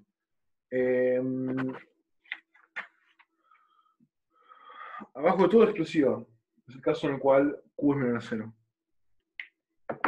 Entonces, para entender los tres casos, o al menos los dos primeros, podemos hacer, digamos, lo que sería el ejercicio canónico, quizás unos más sencillos, pero también más informativos, de colisiones. Es un caso particular de una colisión en una dimensión, que es el caso siguiente. El caso en el cual yo tengo, en una línea recta, tengo una masa M1 con una velocidad 1 mayor a 0, o sea, esta masa se está moviendo hacia acá, y tengo una masa M2 con una velocidad V2 igual a 0. O sea, la masa está en reposo, la otra masa. Ese es, digamos, el caso inicial, ¿no? Y después hay una interacción, hay un choque, y después yo lo que observo entonces es que después de ese choque tengo, bueno, una velocidad V' para la masa 1, y ahora por supuesto también una velocidad V2' para la masa 2. O sea, la masa 2 inicialmente está en reposo, la choca la masa 1, y después las dos en general no van a estar en reposo, sino que se van a estar moviendo con una velocidad V1' y V2', que es lo que yo quiero averiguar. Entonces, esto, para resolver este problema, lo único que yo tengo que plantear es, bueno, lo único, ¿no? Son las conservaciones de P y de E. O sea, primero lo que yo digo es, bueno, para la conservación del momento es lo mismo que estaba en el pizarrón anterior, ¿no? M1 por B1 es el momento inicial. Fíjense que no hay un término que sea M2 por B2, porque B2 inicialmente es 0. Entonces el momento inicial total es igual a el momento final. ¿Ok? Momento inicial, momento final. Como dijimos, esto no me alcanza para resolver, para encontrar estas dos velocidades, porque, bueno, falta algo más. Es una única ecuación con dos incógnitas. Entonces lo que voy a plantear ahora es la conservación de la energía. La conservación de energía es decir, bueno, M1, B1 al cuadrado sobre 2, que es la energía inicial, es igual a la energía final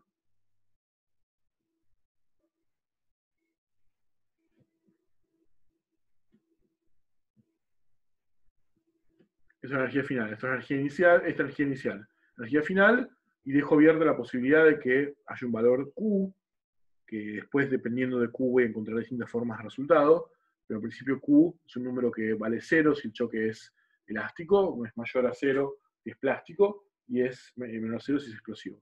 Pero en principio Q es un dato, o sea, yo sé cuánto vale Q. ¿Está bien? Entonces, siempre que yo sepa cuánto vale Q, sí.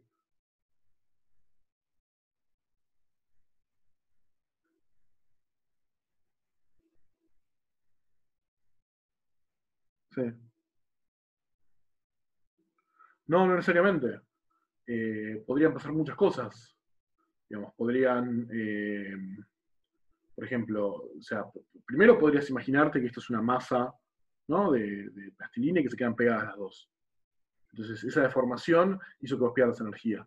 Podrías imaginarte también que M1 viene con un resortecito, y M2 está así, y cuando interactúan, este resortecito se comprime, y alguien baja una palanquita y las deja pegadas.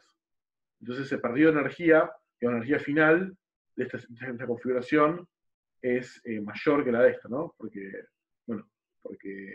tiene esta energía potencial. O sea, esto resulta en una pérdida de energía cinética.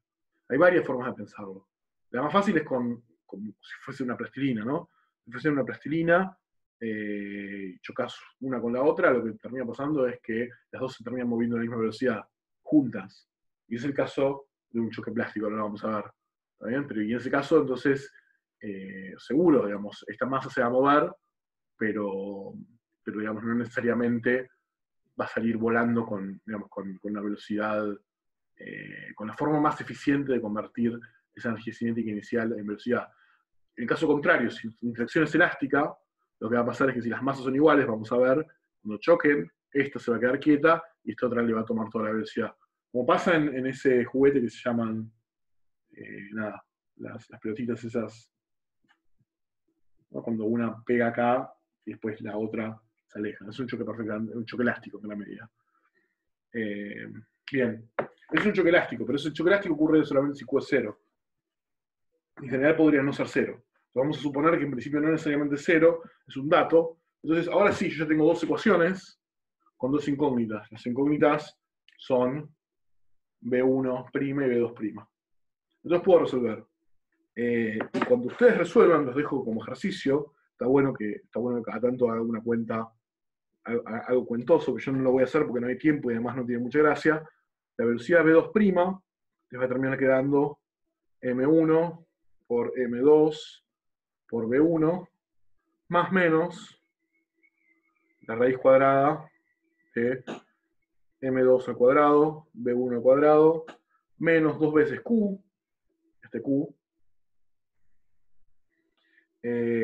por M1, M2 más M2 al cuadrado, sobre M1, todo esto sobre M1, M2, más M2 al cuadrado. Y B1' les va a quedar M1, B1 menos M2 por B2', este B2' es el mismo que calculan acá, sobre M1. En el apunte también está hecha esta cuenta, o sea, no hace falta que la hagan ustedes, está hecha en el apunte, pero revísenla y vean si les sale. Bueno, entonces esto es el caso más general. Uno lo que termina haciendo ahora es haciendo que esto sea más sencillo, haciendo casos particulares. Casos particulares que uno hace son, primero, algo que simplifica bastante las ecuaciones, es pedir que las masas sean iguales, o sea, las masas de los dos objetos que colisionan sean iguales, M1, M2, y que Q es igual a 0. Este es el caso en el cual entonces, ustedes cuando buscan las soluciones, reemplacen acá Q es igual a 0, y que las masas M1 y M2 son iguales, supongamos que se llaman M, las dos valen lo mismo. Entonces lo que van a llegar acá es una solución en la cual B2' va a valer o bien 0, o B2' va a valer B1. Entonces, el caso en el cual es 0, o sea, el caso en que B2' es 0, es el caso en el cual en realidad es un caso que matemáticamente uno lo encuentra, pero que no tiene mucho sentido. Es en el caso en el cual esta masa sigue de largo y no interactúa con esto, ¿no? Está como que estaba quieta y sigue estando quieta después de que esta le pase de largo, y esta sigue de largo. O sea, es este caso, ¿no? Es el caso en el cual esta se queda quieta acá, digamos, nunca ocurre interacción, ¿no? Esa es una solución posible. Y esto sería entonces B1', que sería igual a B1. ¿Está bien? Esa es una solución posible. La que es interesante es esta otra. Es la interacción en la cual, es la solución en la cual la masa 2 termina moviéndose con la misma velocidad que la masa 1. Entonces, ese es el caso en el cual básicamente ustedes lo que tienen es un choque en el cual viene o sea, este objeto está quieto, este objeto se está moviendo, tiene la misma masa, entonces es una cosa así. ¿Ok? Es el tipo de choque que uno ve cuando uno, bueno, cuando uno juega al pool, cuando uno trabaja con objetos duros que se comportan esencialmente de forma elástica, o sea, sin pérdida de energía, no se deforman. ¿Está bien? Es el tipo de choque que uno ve en ese tipo de situaciones.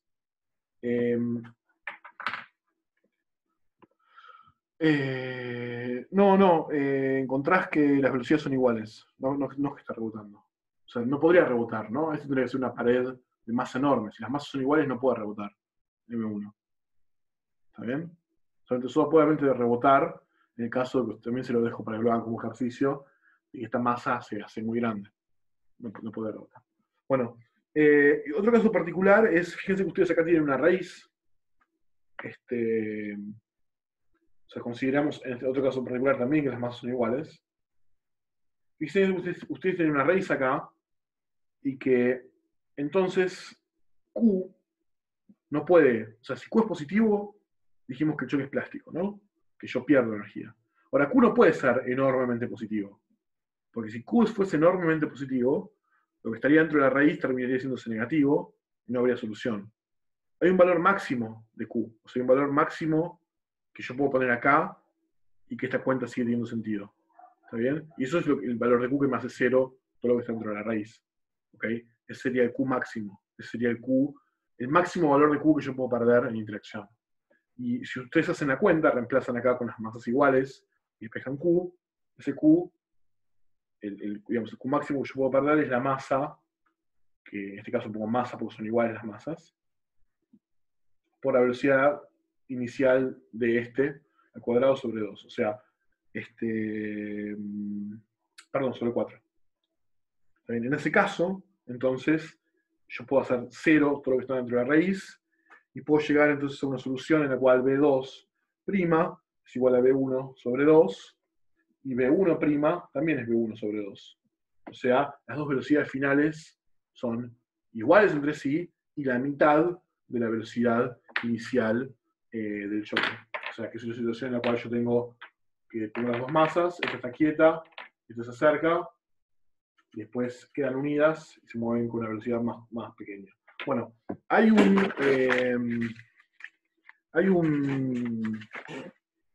sea, la forma quizás, o sea, con esto que está acá, básicamente van a poder explorar todos los casos posibles en los cuales el choque sea con una masa quieta esperando la otra.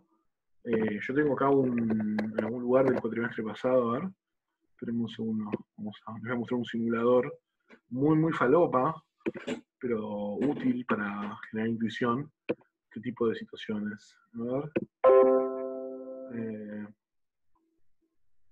Voy a dejar de grabar porque me estoy quedando sin espacio, igual ya les dejo a los chicos la práctica. Así que voy a parar de grabar.